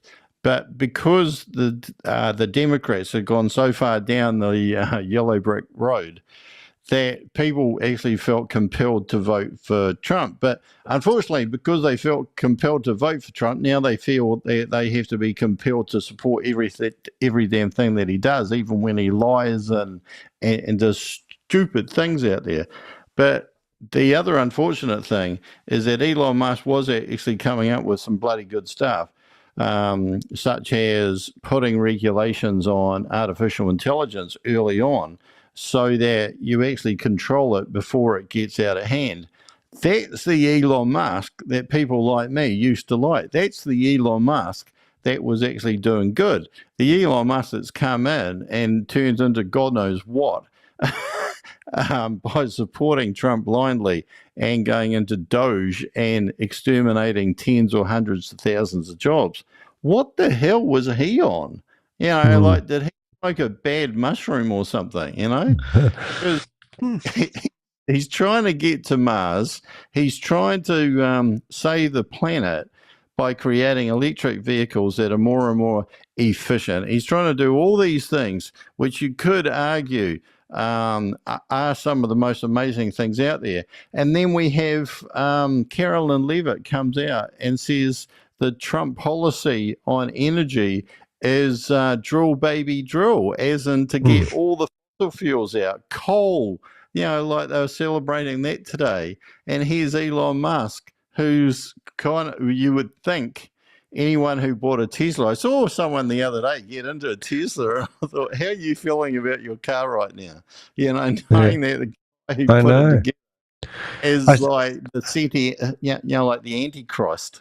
I said that to somebody the other day. I wouldn't want to be driving a Tesla, and they said, "Oh, they're not doing that sort of stuff here in New Zealand." I said, "Oh, I bet somebody's had their car vandalised, or somebody keyed it, or people just do that wacky stuff sometimes." But I wouldn't feel good. The feel good factor about driving a Tesla to me, you know, you support the owner of the company by buying the car normally. Maybe that's why other cars don't have the face. Like who's the face behind Toyota or Suzuki, or you don't get that sort of corporate person standing behind the car. Yeah. Well, that's a really good point. Is that a lot of those other are brands, and the brand is developed over time. It's got a logo, it's got a certain look, it's got certain qualities and values attached to it. Tesla's kind of got two brands, which used to be intertwined. Elon Musk, richest man in the world, innovator, etc., a little bit unusual and quirky, and the idea that electric vehicles are the future, and of course not just any electrical vehicle, quality electrical vehicles that have a good range, etc., and are creating an electrical recharge unit network out there. What about now? You know, like if we're a shareholder in Tesla, a big shareholder in Tesla, the Tesla shares have gone down. I don't know if they're recovered or not. But your CEO is off doing this other thing where he's saying that he's conquering, fraud, corruption, and waste. And yet they haven't charged one person with a crime. He did sell a Tesla, though, to Donald, which I thought was the funniest video. You know, a red one.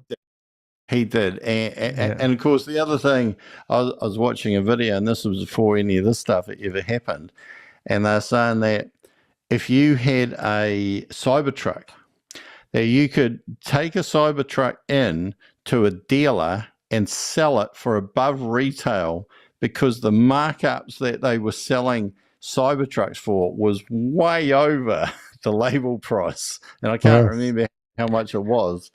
But then just before all this happened, this guy goes back onto this lot where he sold his Cybertruck, and it's still there. And now it was about 10 to 15,000 below the price that the dealers had bought it for him. And of course now a lot of those Cybertrucks are being recalled. They've got heaps of issues, and you can't get rid of the damn things. That's what I've heard anyway. Well, I think it's quite funny too. Like, I use Twitter, not a hell of a lot, but I go into Twitter and I've got something like 12 messages from little wee Chinese girls who want to be friends with me on romance scams.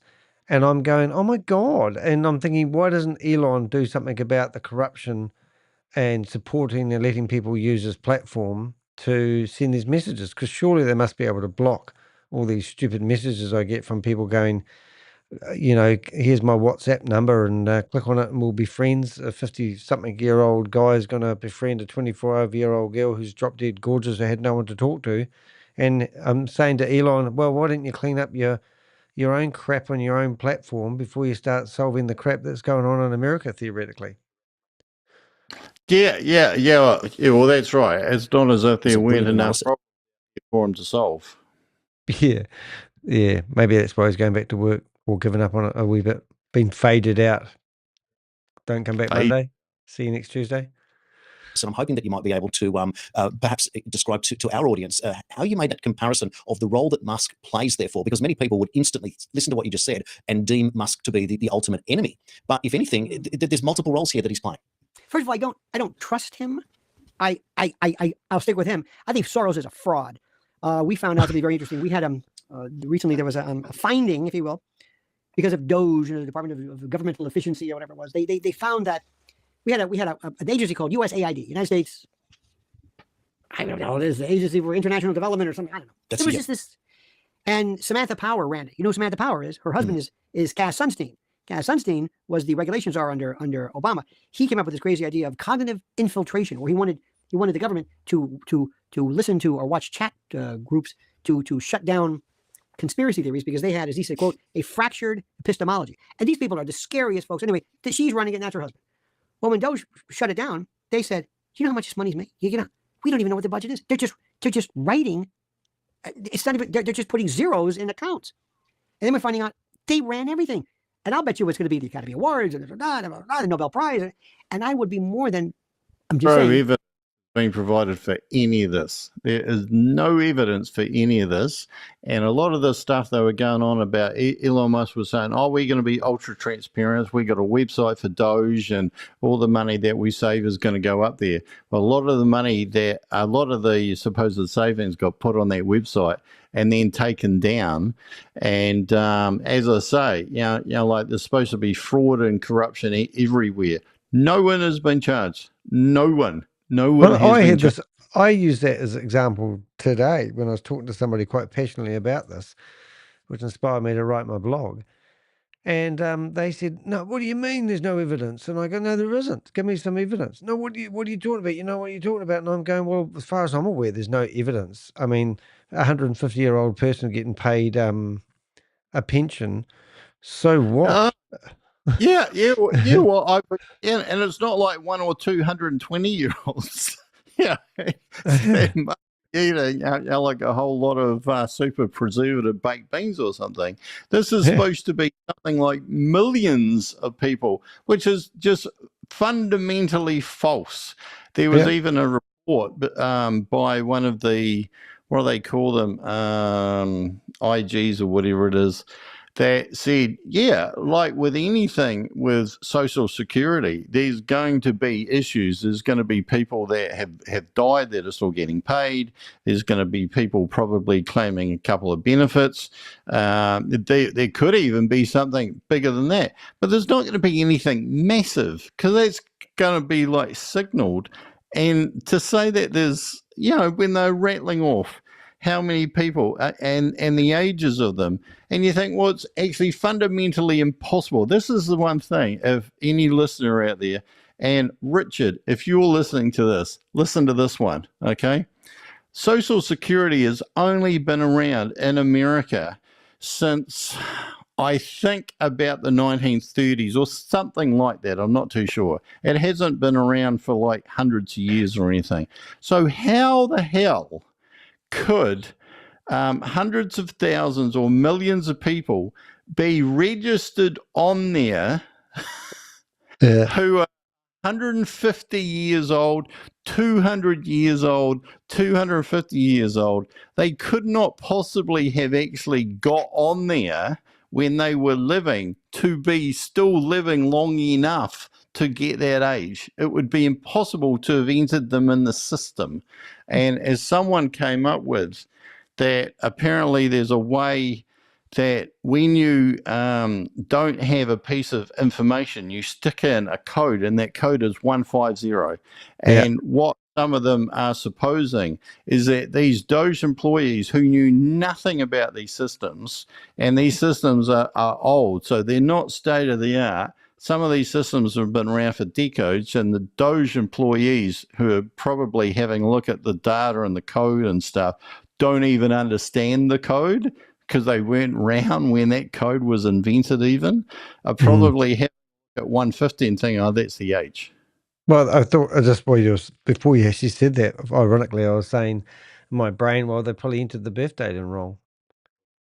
Yeah, and that's to come up, isn't it? Like if you were looking for a computer system, that'd be one of the fundamental things. Are there outliers here? Yeah, because that would be something that a data analyst could bring up pretty simply. And how come Doge found it? Like you've tens of thousands of employees. Who knows how big these IT systems are? That's their job. But apparently these Doge people can just come in and find it like that. Well, what about the person that was receiving it and the bank account it went into? Why wouldn't they have brought up the bank account and said, well, there's a bank account here that's got $300,000 in it. It's been drip feed money for the last 10 years. No one's claimed it. Take it back. Or we found that the person was withdrawing the money and spent it on lavish lifestyles, and they theoretically had 200 accounts like that because they learned how to defraud the system. Whatever it is, where's the person that was benefiting? Were they all dead? Or is it, like who is these people that got it wrong? And why hasn't anyone been like Jimi Hendrix, whatever his name was, has been receiving the benefit for the last 15 years when he shouldn't have? So let's bring up Jimi Hendrix and ask him a question. Why were you taking the benefit? No one. We've got none of that stuff. Yeah, and we're in what? Almost mid-April. I would be surprised if one. Sorry. How long Doge has been going, but how long does it take to track just one person who has even got like $1 million that they shouldn't have? But $1 million. They're talking billions, and they can't find them. They can't charge them. You think about this if you were Elon Musk, and you're coming out with all of these outlandish statements, and people like you and me and all of the Democrats on the Senate floor are saying, oh, this is like all nonsense, Musk is lying. What would you be doing? You'd be hunting out and you'd be finding at least one person, one person that got at least $1 million, particularly when you've said that there's billions of dollars out there. You get one person and you'd hang them out to dry and go, this is evidence of fraud and this person's been charged. No one's been charged.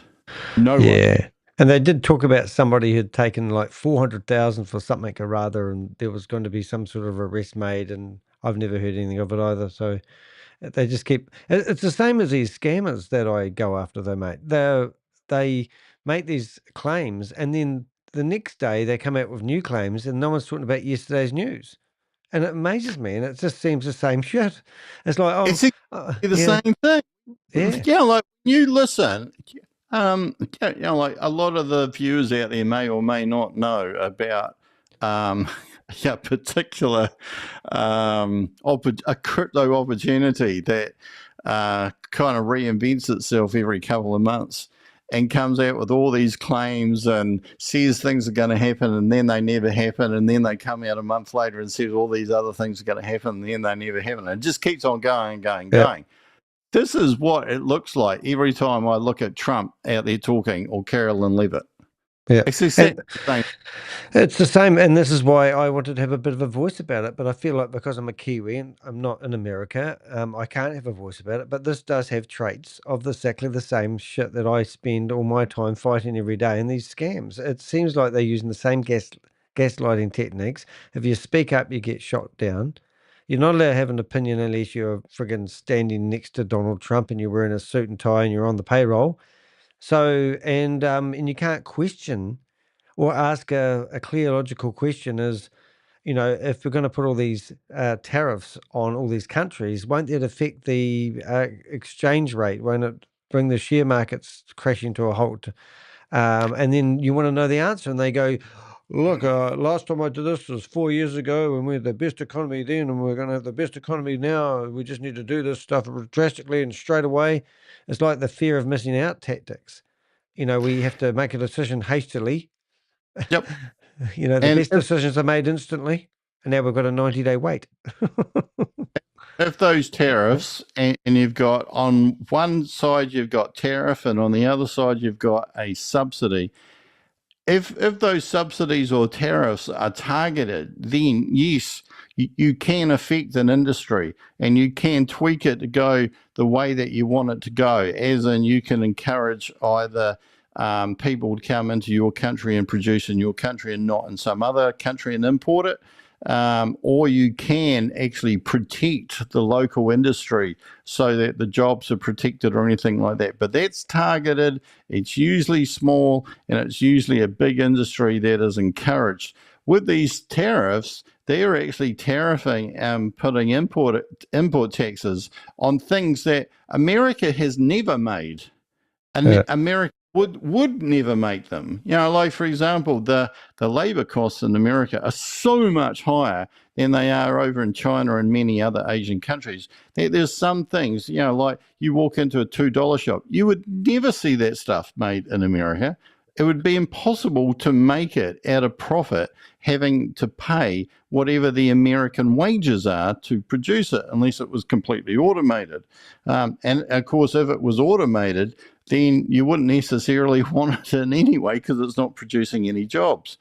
But one of the things that I find fascinating, and here's a challenge to anybody, is that when anybody actually targets anything, I've never seen, and I think this is, if you want to criticize mainstream media, one of the things, well, maybe they're doing it, but I haven't seen it because I only have a look on YouTube, is that they never actually attack one thing and then follow it all the way through. To show how this either has worked and Trump is right, or how it doesn't work and Trump is wrong. Everything is short. The press conferences are short. The questions and the answers are short. The statements are short. And so it must be hard sometimes. And so this is maybe your get out of jail free card, is that if you don't understand a lot of this stuff, and probably, for many years I wouldn't have, is that there's nothing out there educating you. Like, that is one of the things.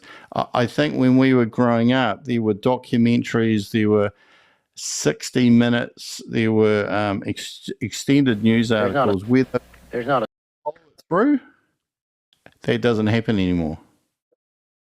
Watch this one, Rob. This is why I like the world, okay? There's not a single person in the world who could make this pencil. You hear what he said? I missed it the first time I watched this. There's not a single person in the world that can make this pencil. Remarkable statement? Not at all. The wood from which it's made, for all I know, comes from a tree that was cut down in the state of Washington. To cut down that tree, it took a saw. To make the saw, it took steel. To make the steel, it took iron ore. This black center, we call it lead, but it's really graphite, compressed graphite. I'm not sure where it comes from, but I think it comes from some mines in South America. This red top up here, the eraser, bit of rubber, probably comes from Malaya. where the rubber tree isn't even native. It was imported from South America by some businessmen with the help of the British government. This brass ferrule, I haven't the slightest idea where it came from, or the yellow paint, or the paint that made the black lines, or the glue that holds it together. Literally thousands of people cooperated to make this pencil. People who don't speak the same language, who practice different religions, who might hate one another if they ever met. When you go down to the store and buy this pencil, you are in effect trading a few minutes of your time for a few seconds of the time of all those thousands of people. What brought them together and induced them to cooperate to make this pencil? There was no commissar sending out orders from some central office. It was a magic of the price system, the impersonal operation of prices that brought them together and got them to cooperate to make this pencil so that you could have it for a trifling sum. That is why the operation of the free market is so essential, not only to promote productive efficiency, but even more, to foster harmony and peace among the peoples of the world. Now, Rob, do you want to go get a pen and do that breakdown for us? Because that would just be, because that's the modern version of it, really, isn't it? But I thought that was quite a good example of how the world works together. It's a fantastic example, and there was something I was watching the other day, and I can't remember what brand of car it was, but they actually did that, and they took this car apart, and they had all the pieces around, and they said, these pieces come from one country, and those pieces are from another, and those pieces, it's something like tires were made in one country, the gearbox was made in another country, the steering wheels to another country. Yeah.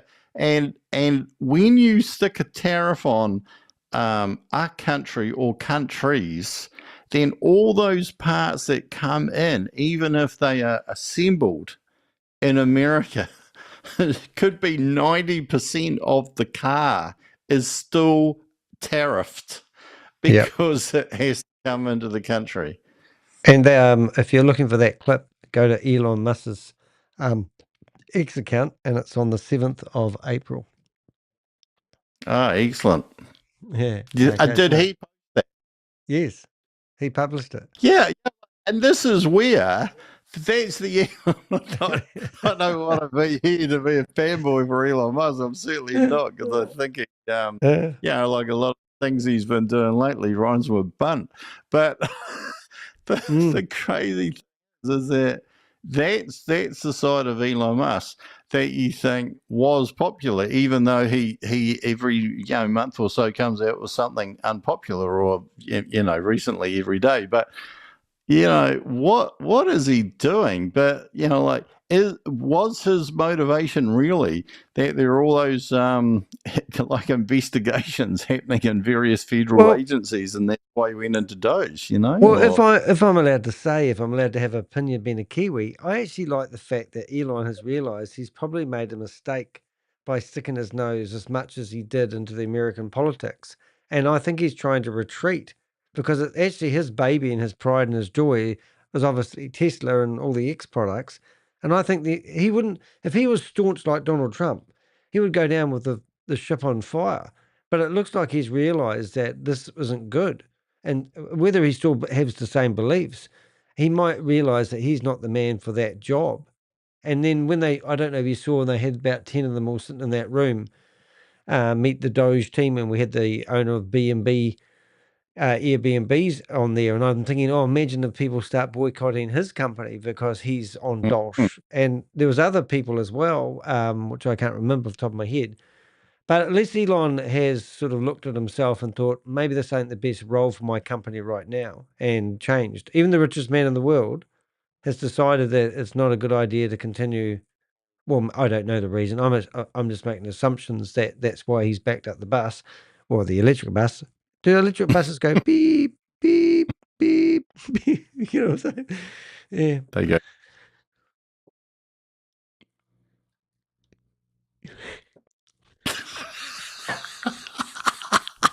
Fucking hell.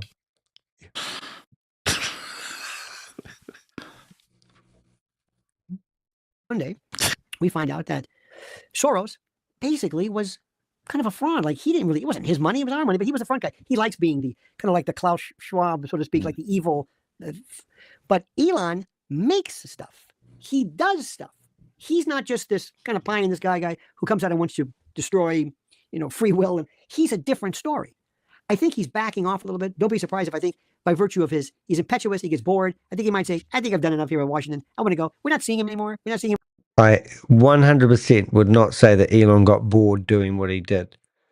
That's an assumption that even I wouldn't go there. What, Elon got bored working with the President of the United States, so he decided to find something more exciting. So is he on the way to Pluto now instead of Mars, With his kid, and it was so weird. But he changed everything because he made being rich cool and philanthropic. When he sat in one room and he had a room full of billionaires, guy from Airbnb and this one and that one and then Peter Thiel and so they had philanthropic. Now, I do not know the answer to this, but Danny, Bill Gates, 42. Has he given money away? Bill Gates, yes. Is that what you said? Yeah. My brain actually went Elon Musk when you said that, but when you said Bill Gates, he has, yeah. Does Warren Buffett give money away? But this is a funny one because I've had this discussion. I don't know where you're going with it, but basically Apple do not support anyone and give any money away, but they build brilliant products that enable people to be more efficient. That's their story. I kind of think that's quite good because I like to think I like my laptop and I'm more productive with an awesome laptop. But if I knew the company didn't put all their money into technology and tech and development, awesome products, I might feel like, I'm being had. Yeah. So the interesting thing is that I have not heard of Elon Musk being philanthropic, but apparently it is because I've just Googled it here. So I don't know if it's him or his companies, but I said, does he give money away like Bill Gates? And it said, not in the same way or scale as Bill Gates. Here's a clear comparison. Bill Gates, through the Bill and Melinda Gates Foundation, is one of the largest and most transparent philanthropic organizations in the world and has given away over $59 billion since it was founded. Elon Musk is more private tech focused and reactive giving. And it says the Musk Foundation, I never heard of that before. Had you heard of that? No, I haven't. Yeah. Yeah, is much smaller and far less transparent, but it has donated several $1 billion in Tesla shares, but details are sparse and much is undisclosed. The focused areas have been on renewable energy, AI safety, education, carbon capture, and space-related technology. So, without everything else, carbon capture. So, how does that you get a person who's giving money away to promote carbon capture? Yeah, their own interests.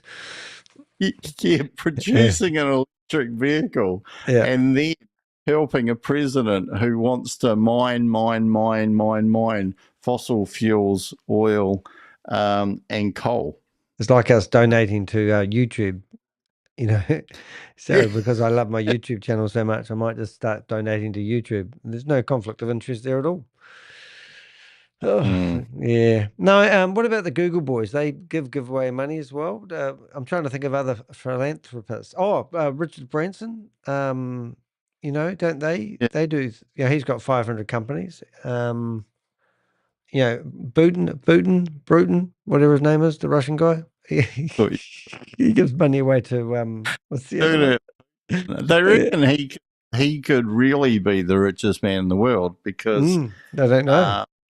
Yeah. Oh, here's an interesting one for you. I said, who are the biggest philanthropists? And it rattled off 5 here, and I'll just quickly go through them. Michael Bloomberg. Oh, hey, it's my mate. Yes, he has donated $21.1 billion. Wow. arts, education, environment, public health, etc. Warren Buffett, $32.1 billion, healthcare, education, poverty alleviation, and sanitation. Or sanitation, I should say.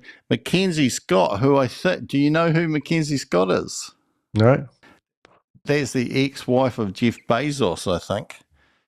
Oh. She's given away $17 billion to racial and gender equity, public health, education, and economic mobility. Bill and Melinda Gates have given away approximately $79 billion. So they, I think, are away the number one. And the last on this list, however they came up with it, was Phil and Penny Knight, who gave away $2 billion in education, health care, and community revitalisation. I'm not too sure who they are. I have heard that name before. Do a search. Come on. Find out who they are. I'm curious now. When I've never heard of people, and they might have made fluoride or what do they call that thing, Colgate toothpaste or toothpicks or something like that, and we'll go, oh my God, a lot of money in toothpicks. Yes. They make toothbrushes. Not the wooden ones. Phil Knight is an American billionaire businessman, best known as the co-founder and chairman emeritus of Nike. Oh, right. Or Nike. Oh, right. Leader in athletic footwear and apparel. There you go. Wow. He must be quite old, actually. He was born 1938. Yeah. No, that's up there. 61 plus. Wow, that's 70, 88, something or other, isn't it? 87? Yeah, about 87 or something. About the same old age as Lionel, I thought he was. The top 10% of it, they're just sitting in this room. And all of them wanted to do this because they were saying we want to invest our particular mental firepower to make our country better. And then there's Soros. He's a parasite. He's a leech. I don't even know when he wants to short the pound. And he was the one who funded all of these district attorneys, these prosecutors who were radical left. So Elon just basically said, I'm going to eat you for lunch. And there's a whole bunch of people. It's almost like a Peace Corps. And who are these people? Who are they? Republicans. The right. Everything shifted. The left are a bunch of hapless, impuissant, atesticular, invertebrate nothing. They're anodyne zeros. They don't stand for anything. They have no worldview. So that's the Soros part. Elon Musk changed everything. I mean, there is a momentum here that you just can't. He made it cool again. He made government service cool. And I hate to use that word, but to make it inviting. And by the way, one more thing. When this president dodged that bullet, that expression, I mean, his ear, you know what that sounds like? To have people, combat. Don't you think Trump, no PTSD, because he's playing golf the next day. There are some people who have, survivor's guilt, and I'm not trying to mock anything. This guy's not human. He's not human. I mean, this is the wildest show. And the thing is that if you keep listening to this leftist media, you'll swear it's all collapsing. Well, it's not. Yeah, absolutely. Now, if I was watching Netflix, I don't know if I'd watch this documentary of Donald Trump and Elon. Like some really good Netflix documentaries out there, and sometimes you just want to sit there and watch them all at once. But it is kind of like a Netflix documentary when you watch this sort of stuff. Yeah, I bought the book. Elon Musk has got a book written by the same guy. The biography of Steve Jobs that I read was really good. Just about George Soros, because I've heard the name a lot, but I didn't really know who he was. He's very old. He's about 95.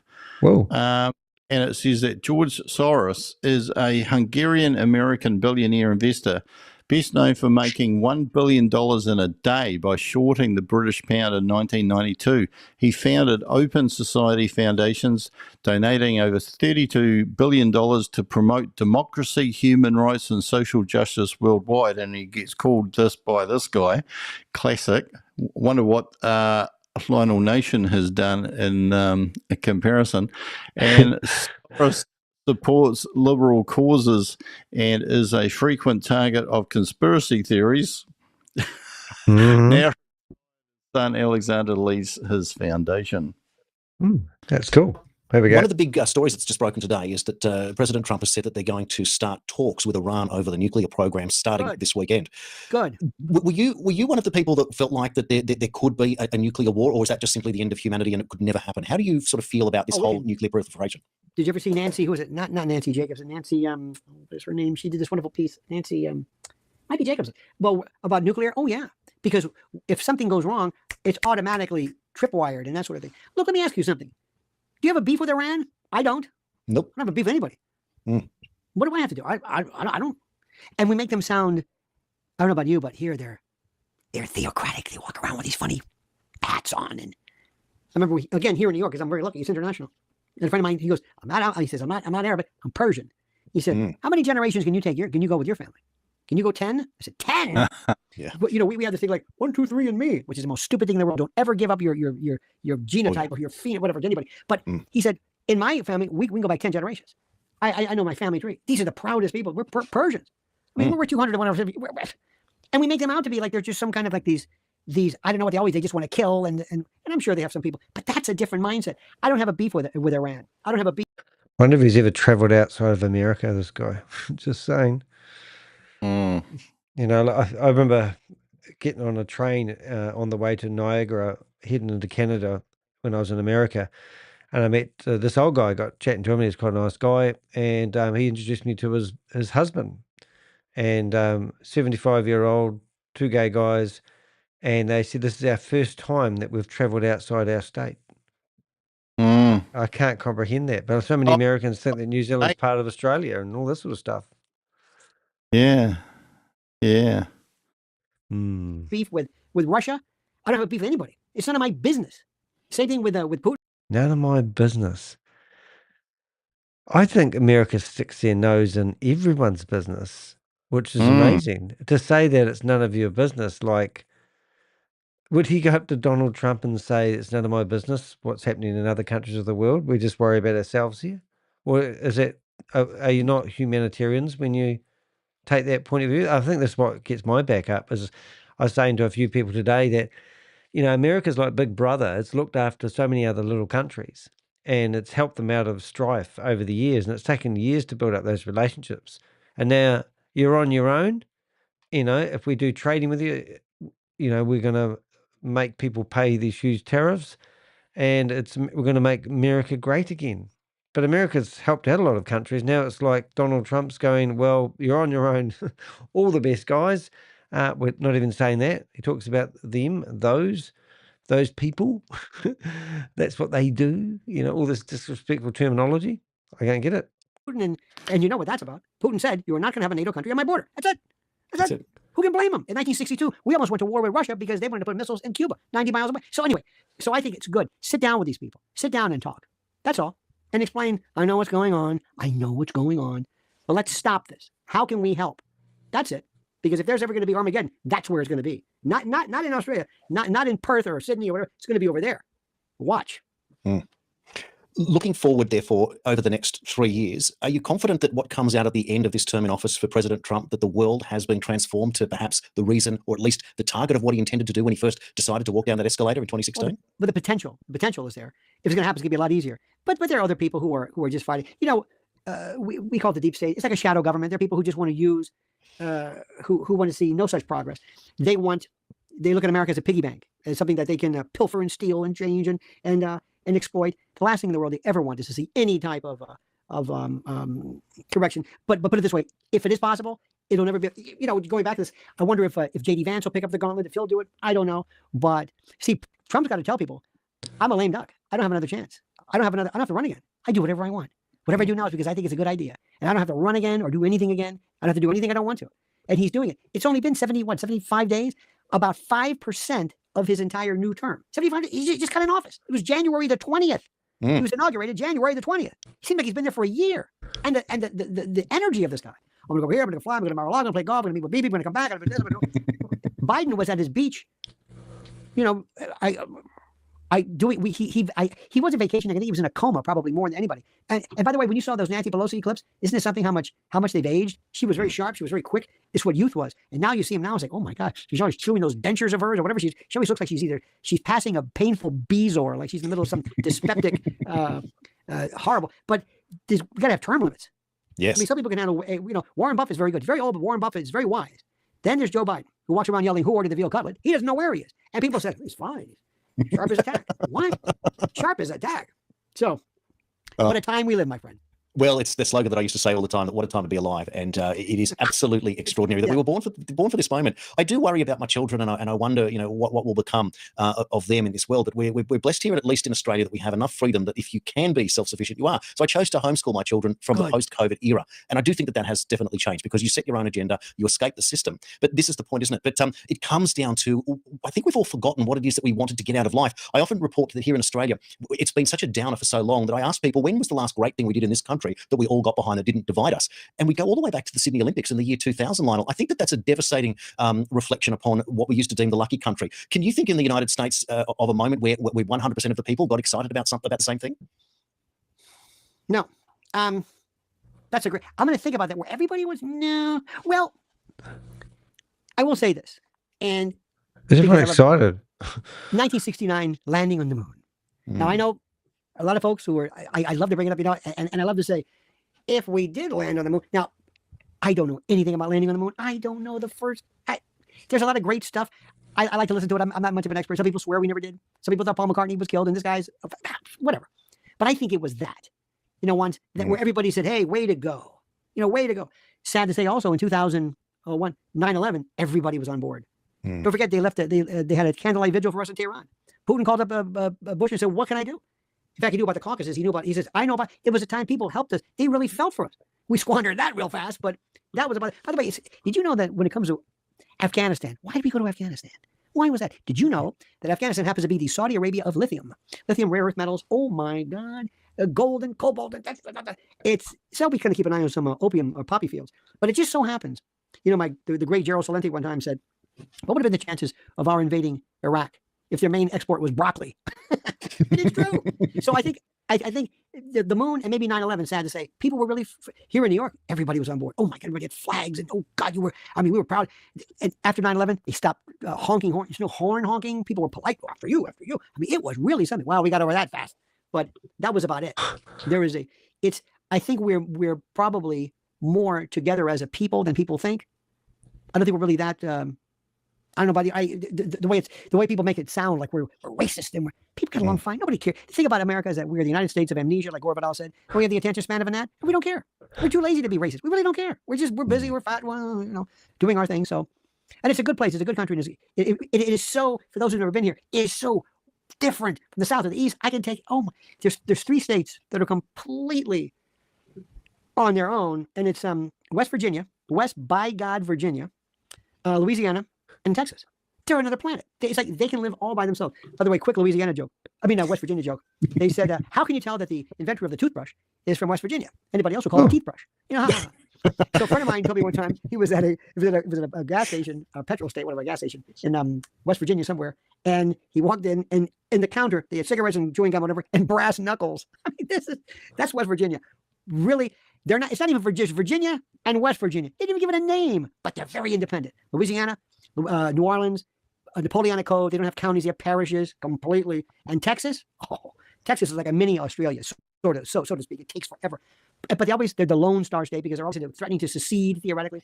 But with that, it's the people, the accents. I'm sure you can tell Sydney from Perth from Adelaide. Yes. I have a hard time figuring out a Kiwi or a New Zealand. I don't know that yet. But here, I can tell you gradations of Southern. I can tell you where they are. I wait for one word. Our country gave the world music, blues. Blues, jazz, from Jelly Roll Morton to Errol Garner to Duke Ellington and everything that the Beatles took was ours. Country music, bluegrass, our music. I mean, that is the one thing I'm the proudest of. Everything else, nothing, but our music.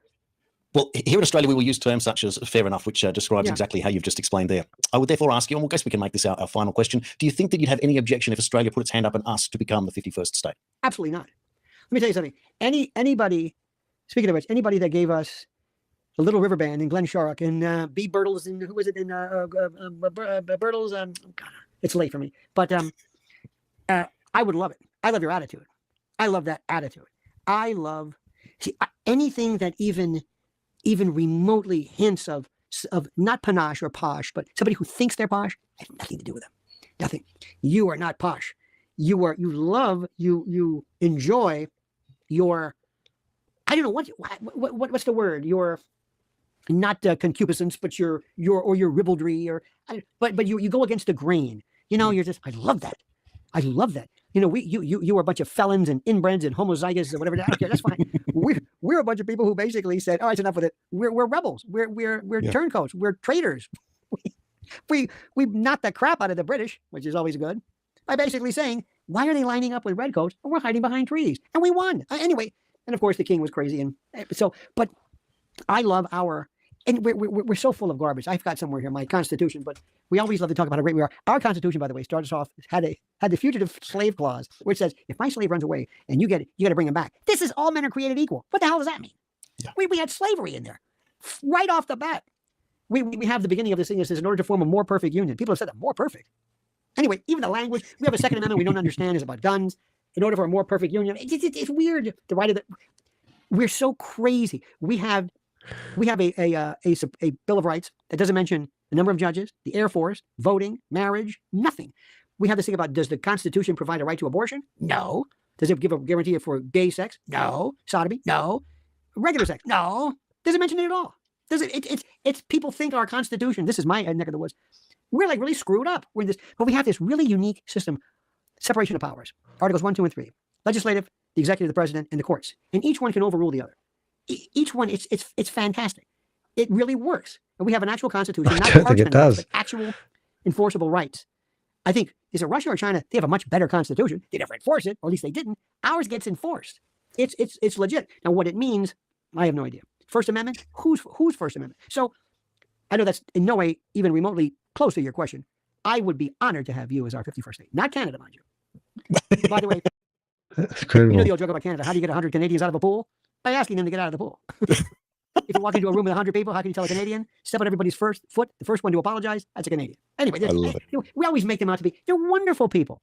Great music, Guess Who, and you go insult people and then tell everyone they're wonderful. On and on and on.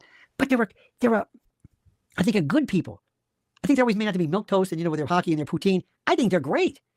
I mean, I really do. And let me just leave you with this. Deep down inside, no matter where you go, I can go to from the Aboriginal place to Paris or this and that. Everybody's the same. Everybody's the same. Language is different, but deep down inside, we laugh. We have families. We have a sense of humor. We all want the same thing. We might seem different, but we have mothers and grandmothers and we just. This sounds so platitudinous and so honeysuckle pablum, but it's true. I just want to get along with people because, frankly, like a true American, I don't care. I don't care what you do. Knock yourself out. And this is the point all along: live and let live. And it's the way you described our imperfections is, or I like to say, use your weakness as your strength. It's in our imperfection that where our perfection lies, where our strength lies. And you've done something today to be able to describe to our audience, and hopefully this audience permeates across the Pacific and around the world, to be able to understand that we are all the same, whether we don't look the same, sound the same, etc. We all want the same things, whether it's our family. No, we're not. We've got different tariffs. Ourselves and each other. But it seems that we're meant to be divided by a system that wants us divided. And the moment that we realize that that is the enemy, that the revolution is over and the human beings win, and we can dispose of whoever it is that's been putting the thumb down over us and holding us back for so long. Here, my good friend. Here. Thank you so much, Lionel Nation. It's full circle in a 5 or 6 year period to be able to watch you and to be inspired, to be on the other side of the camera and to have this delightful conversation on behalf of the 51st state. Thank you so very much, Jason. It was a pleasure to be. And I always end this. I always tell people this. I said, you know what? I would rather be with you and your audience than the finest people in the world. And I mean that sincerely.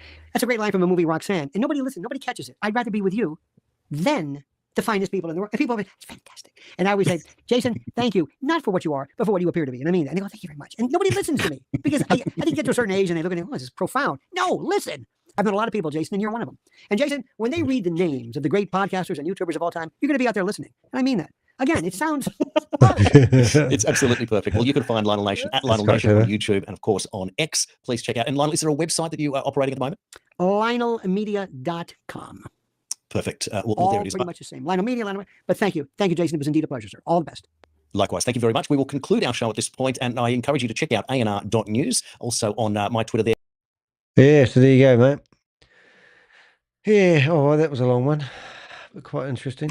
There was something other point I wanted to mention. I had it come into my brain a couple of times and it's gone straight out again now. But yeah, interesting, I tell you. Yeah, what was it about?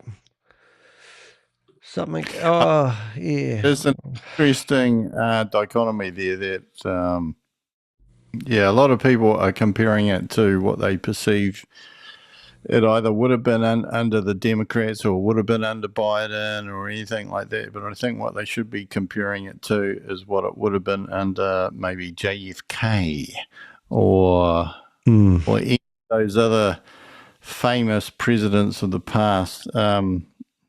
Yeah, like I just I don't even know the words. Like I do have a limited vocabulary anyway. But when you go on and you watch a video in a press conference and you just see lie after lie after lie or self-praise all the time, and you just think, oh, this is quite childish and pathetic. And this is the person in control of the purse strings of probably the wealthiest country in the world. Yeah. Yeah, no, it's pretty scary.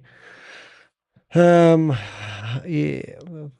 I've had these Zoom meetings open all day long, and I go in here, and before I go to bed, I shut down all the ones that I'm like fisherman, and I see if anyone's got a bite, and then I know which ones to monitor.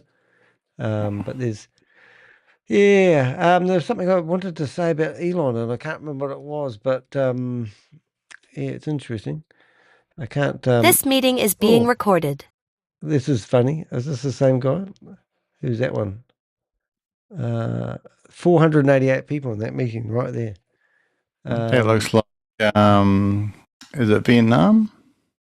Yes, I think you're right. So there's 564 in that meeting, 331 in that meeting, and 488 in that meeting. And they're promoting, that is because it's got the bird. Look at the background. It's got the bird. It's got all these companies. So that's quite funny. This Dodo and Boomerang 2.0 and BTC on the BTC 20 network. And you do wonder why they don't clean up that sort of stuff, because they must lose millions of dollars to overseas scammers. Mars Honda, I had somebody ring me up today telling me that she's been involved in some scams and he had lost $10,000 to her advice. Yeah, so that's it's just quite. It won't even be in English. This one. And they've got these. Tập trung vào học sản phẩm trước đi ha. Thì ở trên này nè, cô chú anh chị nhìn thấy nè, mỗi người sẽ có cái sự lựa chọn và ở trên này nó hiển thị rất là rõ. What was that? They've got Visa right next to his head. When Visa came out and they said that they didn't know anything about this project. I know, that's incredible, isn't it? It's it is amazing. And I actually went into, I think it was this meeting the other night, and caused major disruption to the point they had to shut the meeting down. And it had like I think it had 180 people in it. I was amazed. It's on my one of my last 5 videos, and they didn't know how to handle it. But look at this. If I go into here, see how it says request remote control. So watch this. This is going to be a laugh. This is just fun, but watch what happens in a few seconds. You just listen to what happens. Blackwood Capital, dịch ra nghĩa tiếng Việt, nó là thủ đô gỗ đen. Thì tỷ lệ lợi nhuận trên tháng là 14,1%. They obviously haven't got a crypto Ponzi scheme. Có lợi nhuận là 15,4%. All right, you ready? Và đặc biệt là có cái anh bạn này. Anh bạn này là cao nhất này, tỷ lệ lợi nhuận trong tháng lên 82,4%. This meeting is being recorded. Vậy tại sao This meeting is being recorded. Số người chọn 82,4% you ready? Chưa phải là cao nhất. Đó. Listen to this. That shut him up. Hình như chúng ta có hacker này. Chavez Anwar đang yêu cầu điều khiển màn hình của bạn từ xa. He's telling us to get rid of Chavez Anwar because he's requesting remote control. Có khả năng là hacker đấy. Rồi. I can disrupt 500 people in a meeting. Mà tiếp tục nó vào này. Here we go. Cả nhà có nhìn thấy trên màn hình không? So I've got another screen. Nó thấy rõ, anh thấy màn hình của anh rõ. Không, nhưng mà cái nhìn cái trường hợp này nó đang hack mình này, thấy không? Đây, Tú gửi lên trên màn hình cho cả nhà nhìn này. Hacker nó đang vào, nó điều khiển. Đấy. Mình làm thế thôi nhưng mà nó vẫn có những cái đối tượng. Đấy, nó vào kìa. Trời ơi, Cho nó out ra luôn, xóa luôn đi. phá từ bữa giờ láo tét. Xóa luôn. Đấy, ok, không sao. He's gone. Nên là chúng ta chứng tỏ là chúng ta cũng nổi tiếng ấy chứ, đúng không?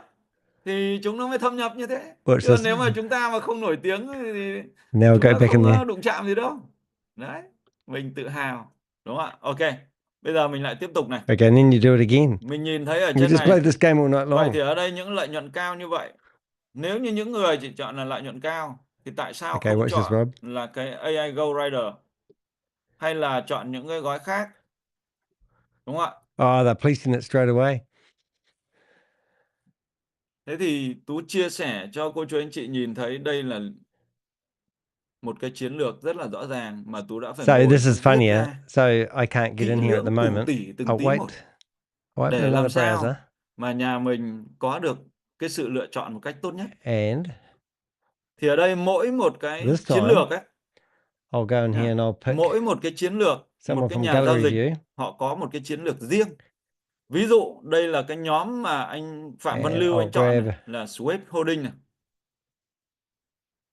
Đó, cái nhóm Sweep Holding thì cái chiến lược của nó có cái tên là Even Driven Ago. Đó, tên của nó này. Vậy thì cái chiến lược này nó có nghĩa là gì? Wait, let me highlight them. Thứ Hold up. nhất, Tim.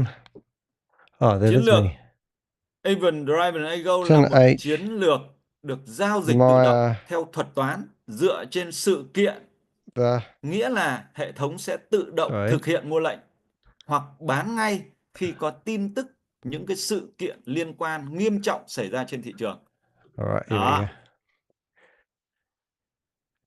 Đấy là cái đầu tiên.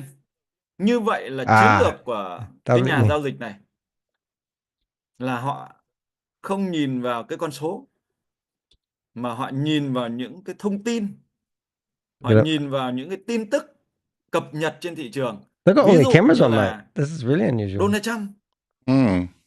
Ví dụ như Donald Trump đưa ra một cái phán quyết nào đó, nó sẽ có ảnh hưởng gì đến cái gì, thì ngay lập tức là cái con robot ấy, nó có con robot nó sẽ ngồi nó phân tích. Nó phân tích theo cái This tín hiệu meeting đó. is being recorded. Phân tích theo cái tin tức đó. Here we Bởi go. vì cái tin tức đó nó có ảnh hưởng gì đến cái thị trường không? Đó. Thì cái việc đầu tiên ấy, là cái nhóm đầu tiên mà anh Lưu anh chọn là nó lựa chọn.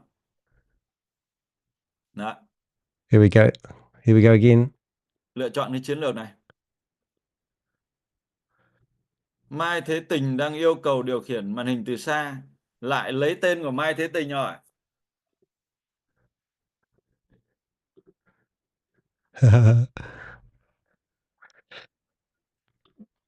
Ở đây anh tự từ chối là được, khỏi vì mọi người không thấy đó. Anh từ chối rồi mà, nhưng mà cứ chia sẻ màn hình nên là nó phá. Tên Mai Thế Tình luôn rồi. Mai Thế Tình luôn này, xóa đi. Oh, I think my camera's stuffed up. What it die? Yeah, I'll fix it in a sec, hopefully.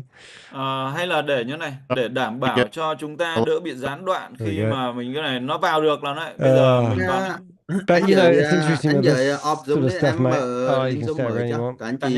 Cả nhà. Just gotta say thanks, Rob, for that. But you know, here you are. You got all these meetings and these scammers. They all use the same propaganda. Every platform, everything that they do, they think is unique. It's all the same shit. And there we go. The meeting shut down, just like that. So then, classic. Yeah. I'm not saying that was me, but and then you go into the next one, and you think, wonder what that scam is. And it's the same shit, different day. And that's why when I watched all that political stuff, I just thought, well, it seems very similar to this. They all use the same strategies: gaslighting, bully tactics, fear of missing out, you know, do as we say or else, you know. It's just like, oh my God. Yeah. All right, I mate. just there was one little stat somewhere on here that I was trying to research, that when Trump came in, and when was that, 2016? When Trump came in, because like a lot of people were saying that the economy was fantastic after Trump. When Trump came in, in 2016, the total debt of the United States was $19.57 trillion. And by the time he left, it had gone up to $23.2 trillion. And of course, then after that, it was COVID. So he cut taxes, and they're saying that the economy was so great, but of course, they were going into debt.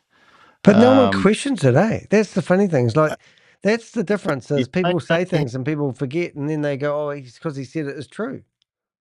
Yeah, and of course, Elon Musk comes out, and one of his arguments behind Doge is that, oh, well, they had to do Doge.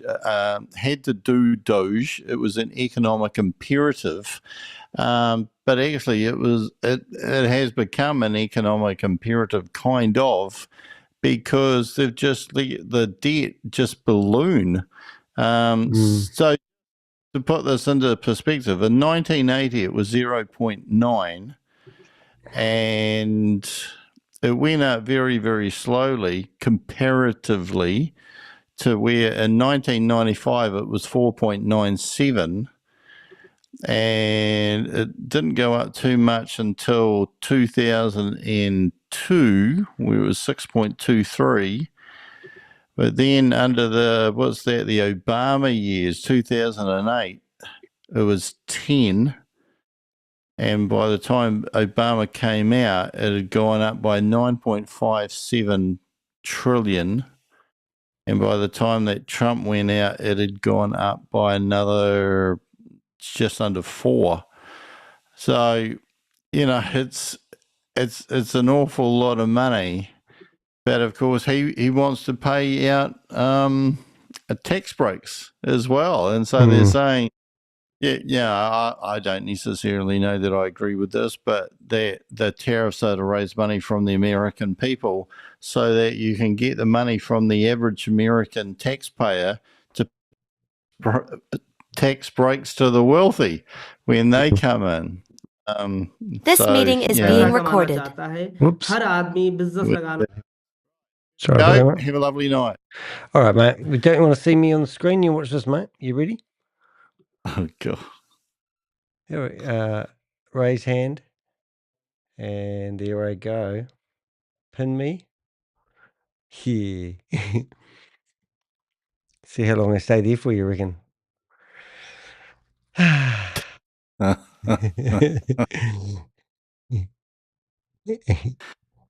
So it's got good having 2 cameras, doesn't it? It's like neat. It's like, hello, mate. How you doing? I'm being broadcasted. And then what you do is you go into their chat room. They've turned the chat off, you see. But you can turn your camera on, but you can't have a chat. The chat room's gone, is it? Yeah, the chat room's gone. Kenny. Yeah. You put a scammer. Hello. Oh, yeah, I've got that on my phone, actually. If you wait a second, I'll show you how to do that one. That's my favourite one, mate. It's just really good. We go to photos, and then, I don't know, years, month. Oh, no, you go months, all. So this one here isn't anything to do with We're All Satoshi or anything? No, I literally have 120 tabs open. And, yeah, and then I'm just trying to find the favourite one. Trips, memories, favourites. Here we go. Yeah, there it is. So now this is what you do is you come up here and then you hold your camera up here like that, you see? And watch the centering thing. Watch the computer. It centers it. Yeah. It's like you have to keep moving it. It's quite good. And then you go, he'll be looking at it going, what the hell is that? And because he's speaking Indian, he probably won't understand what a scam alert is. He actually looks like an Indian version of Ronnie Barker. Yeah, the 2 Ronnies, you mean? That one. Yeah, because he is. It's good night from him and it's hello from Scam Alert. So, right, I better go. How's La Vista? All right, mate. Thanks for your time. Enjoyed that. I fell asleep through some of it, but I got there. All right. Leave me to do my scamming there, mate. Bye. Bye. Oh, there we go. Whoop, wrong one. Let's try that one there. Is that going to work? There it is. So we'll have a wee listen and see what they say anyway, eh? But that's how I roll. We got scam. Windows, it'll be all. काम कैसे करता है। और जब कोई एक नया user या एक ऑर्गेनिक यूजर जब इस एक्सचेंज जब इस टोकन के पीछे जब cbtrade.io जब देखेगा तो उसे ये बिलीव होगा कि ये कोई वेबसाइट पे लॉन्च होने वाली टोकन नहीं है। Right. कोई भी इन्वेस्टर ऐसा कोई टोकन या ऐसा कोई स्टॉक नहीं खरीदना चाहेगा Raise जिसके hand. बैकएंड में कुछ हो ही ना, जिसके बैकएंड में सिर्फ एक वेबसाइट हो, उसकी कोई वैल्यू नहीं होगी। लेकिन आज इस Double टोकन्स Danny. के पीछे आज एक इंडस्ट्रीज है जो cbtrade.io है। Should आप we find वेबसाइट another? को We'll see if we can get cbtrade.io in को there. आज खोल के देखिए, Do another आज browser. कितने बेहतरीन तरीके से सॉफ्टवेयर चल रहे हैं। जो रीडेवलपमेंट का काम था, ये सारी डेवलपमेंट का काम हम लोगों ने कंप्लीट करके इसको फाइनली हम लोग नए यूजर इंटरफेस के साथ में हमने इसको अपग्रेड करके हम लाइव करने के लिए तैयार हैं। हम वेट कर रहे हैं सिर्फ और सिर्फ एक एक्सचेंज की जो ट्रेड की लाइसेंस होती है VSP का लाइसेंस। ये लाइसेंस आते ही हम जून से एक्सचेंज को भी हम मार्केट में लॉन्च करेंगे और लॉन्च से पहले सबसे पहले एक्सचेंज क्वाइन मार्केट कैप के ऊपर लिस्ट होगी। जब ये टोकन्स जब ये This meeting exchange is coin being market के recorded. पीछे जब लिस्ट होगी तो इसका भी न्यूज को पब्लिश किया जाएगा। ये भी टेलीग्राम ट्विटर जहाँ पे हमारी कम्युनिटी है, आज वहाँ पे जब ये न्यूज पड़ेगा कि सीबी टोकन्स का जो एक्सचेंज है cbtrade.io आज कॉइन मार्केट कैप पे लिस्ट हो रहा है, तो सर इसकी मार्केट में एक वैल्यू बनेगी।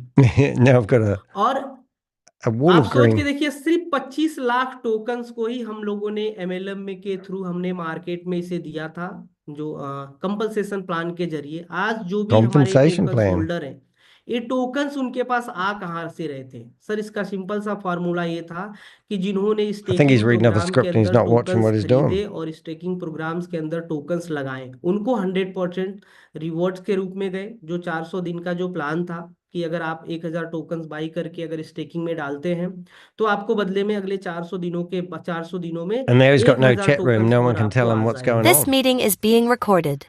जिन्होंने रेफरल किया, रेफरल के बिहाफ पे उनको 100% टोकन मिला कि अगर आप $1000 का सेल करते हैं तो $1000 वर्थ का आपके पास भी टोकन्स आ जाएंगे, जो 0.25% करके आ रहे थे। या Right. जिन्होंने मैट्रिक्स प्लान के अंदर जो स्ट्रक्चर्स बनाए और जो इन स्ट्रक्चर्स के नीचे आपको 27% के टोकन्स बटे, या फिर स्टार क्लब से यही टोकन्स आ रहे थे सर। आप जरा सोच के देखिए, आज 19 लाख टोकन्स मार्केट में आउट हो चुके हैं, 6 लाख टोकन्स मार्केट में और वॉलेट में बचे हुए हैं जो आपको वेबसाइट पर दिख रही है। ये 6 लाख टोकन खत्म होते ही अगर इसकी इस प्लान की अगर स्टेकिंग प्लान बंद हो जाती है तो सर ये टोकन्स फिर लोगों को कभी मिलेंगे क्या? Okay, my camera going on now. Definitely नहीं मिलेंगे। आज हमारे पास रेफरल प्रोग्राम के I जरिए mean, staking we program could के open up जरिए another मिल रहा browser. था। ये and इसलिए see मिल रहा how था क्योंकि Oops. स्टेकिंग प्लान हमारा चल रहा था और स्टेकिंग Oh, प्लान that. के जरिए हम लोगों को मैक्सिमम रिवॉर्ड्स दे रहे थे कि आप सीबी टोकन्स कमा के अपने पास रखो, और वो सीबी टोकन्स आज आपके वॉलेट में होना चाहिए। आप देखिए अपने वॉलेट में, Go. Try another आपके one. वॉलेट में कितने टोकन्स आपके पड़े हुए हैं। आज हमने 80% से ज्यादा टोकन्स लोगों को विड्रॉल यूएसडीटी करके दे दिए। मार्केट में टोकन्स है ही नहीं। आप समझिए जिस दिन ये टोकन लिस्ट होगा xt.com के ऊपर में, और जब आप वहां पे खरीदने जाएंगे और वहां पे जब आप टोकन्स जब This खरीदेंगे और meeting आप is being सेल recorded. करेंगे और आपको $7 प्लस की जब वैल्यू मिलेगी तो मार्केट में कितना अच्छा इसका ग्राफ बनेगा और लोग इसकी इसकी रेवेन्यू जो इसकी प्रॉफिट्स बनेंगे, लोग इसमें कितना इंटरेस्ट लेंगे आगे। लेकिन उनके पास कोई दूसरा ऑप्शन नहीं होगा सीबी टोकन्स को कमाने का, या रिवॉर्ड के जरिए या स्टेकिंग प्लेटफॉर्म के जरिए। उनके पास अगर सीबी टोकन चाहिए तो सिंपल सा फार्मूला यही है, या You आपके through go. Peer to peer करके टोकन्स खरीदेगा, या किसी एक्सचेंज पे, जिस एक्सचेंज पे लिस्ट होगा वहां से जाके बाई करेगा, यानी मार्केट में एक ऑर्डर देगा कि हमें टोकन्स खरीदने हैं। यानी I सिर्फ don't think he's 25 reading it off a lakh script. Token. Oh, I got removed. Well, that's a shame. I was just getting into that. Let's have a look at that. We'll go back into another browser. इस महीने next जो month है 26 मई का जो समय होगा, उस दिन से मैं इसकी स्टेकिंग प्लेटफॉर्म भी बंद करूंगा, जो आज सीबी टोकन की वेबसाइट के ऊपर जो आप token. Well, got removed. Got removed a few times. I got removed once, twice, 3 times a lady. Anyway, that was a long live. I got removed 5 times. Oh, 6 times. Anyway, that was us today. We just thought we'd go through that. I got given that link to watch that movie. It's definitely not something I'm interested in watching, as those two guys, Leon, whatever his name is, Jason, do a live, but Rob said he wanted to do a live, so I thought, well, I'll participate in that. Anyway, as I normally do, I go into meetings, I chase down scammers, and I try to cause disruption. I don't think I can stop these guys promoting and these Ponzi schemes and scams, but I can certainly cause enough disruption to be a pain in their side. I'm Danny DeHeck, aka the Crypto Ponzi Scheme Avenger. Thanks for watching. Feel free to support me and what I do by buying me a cup of coffee. Make sure you subscribe, hit the bell, and be notified when new videos come out, because that's what YouTubers want you to do. Thanks for watching. See you in the next video, guys.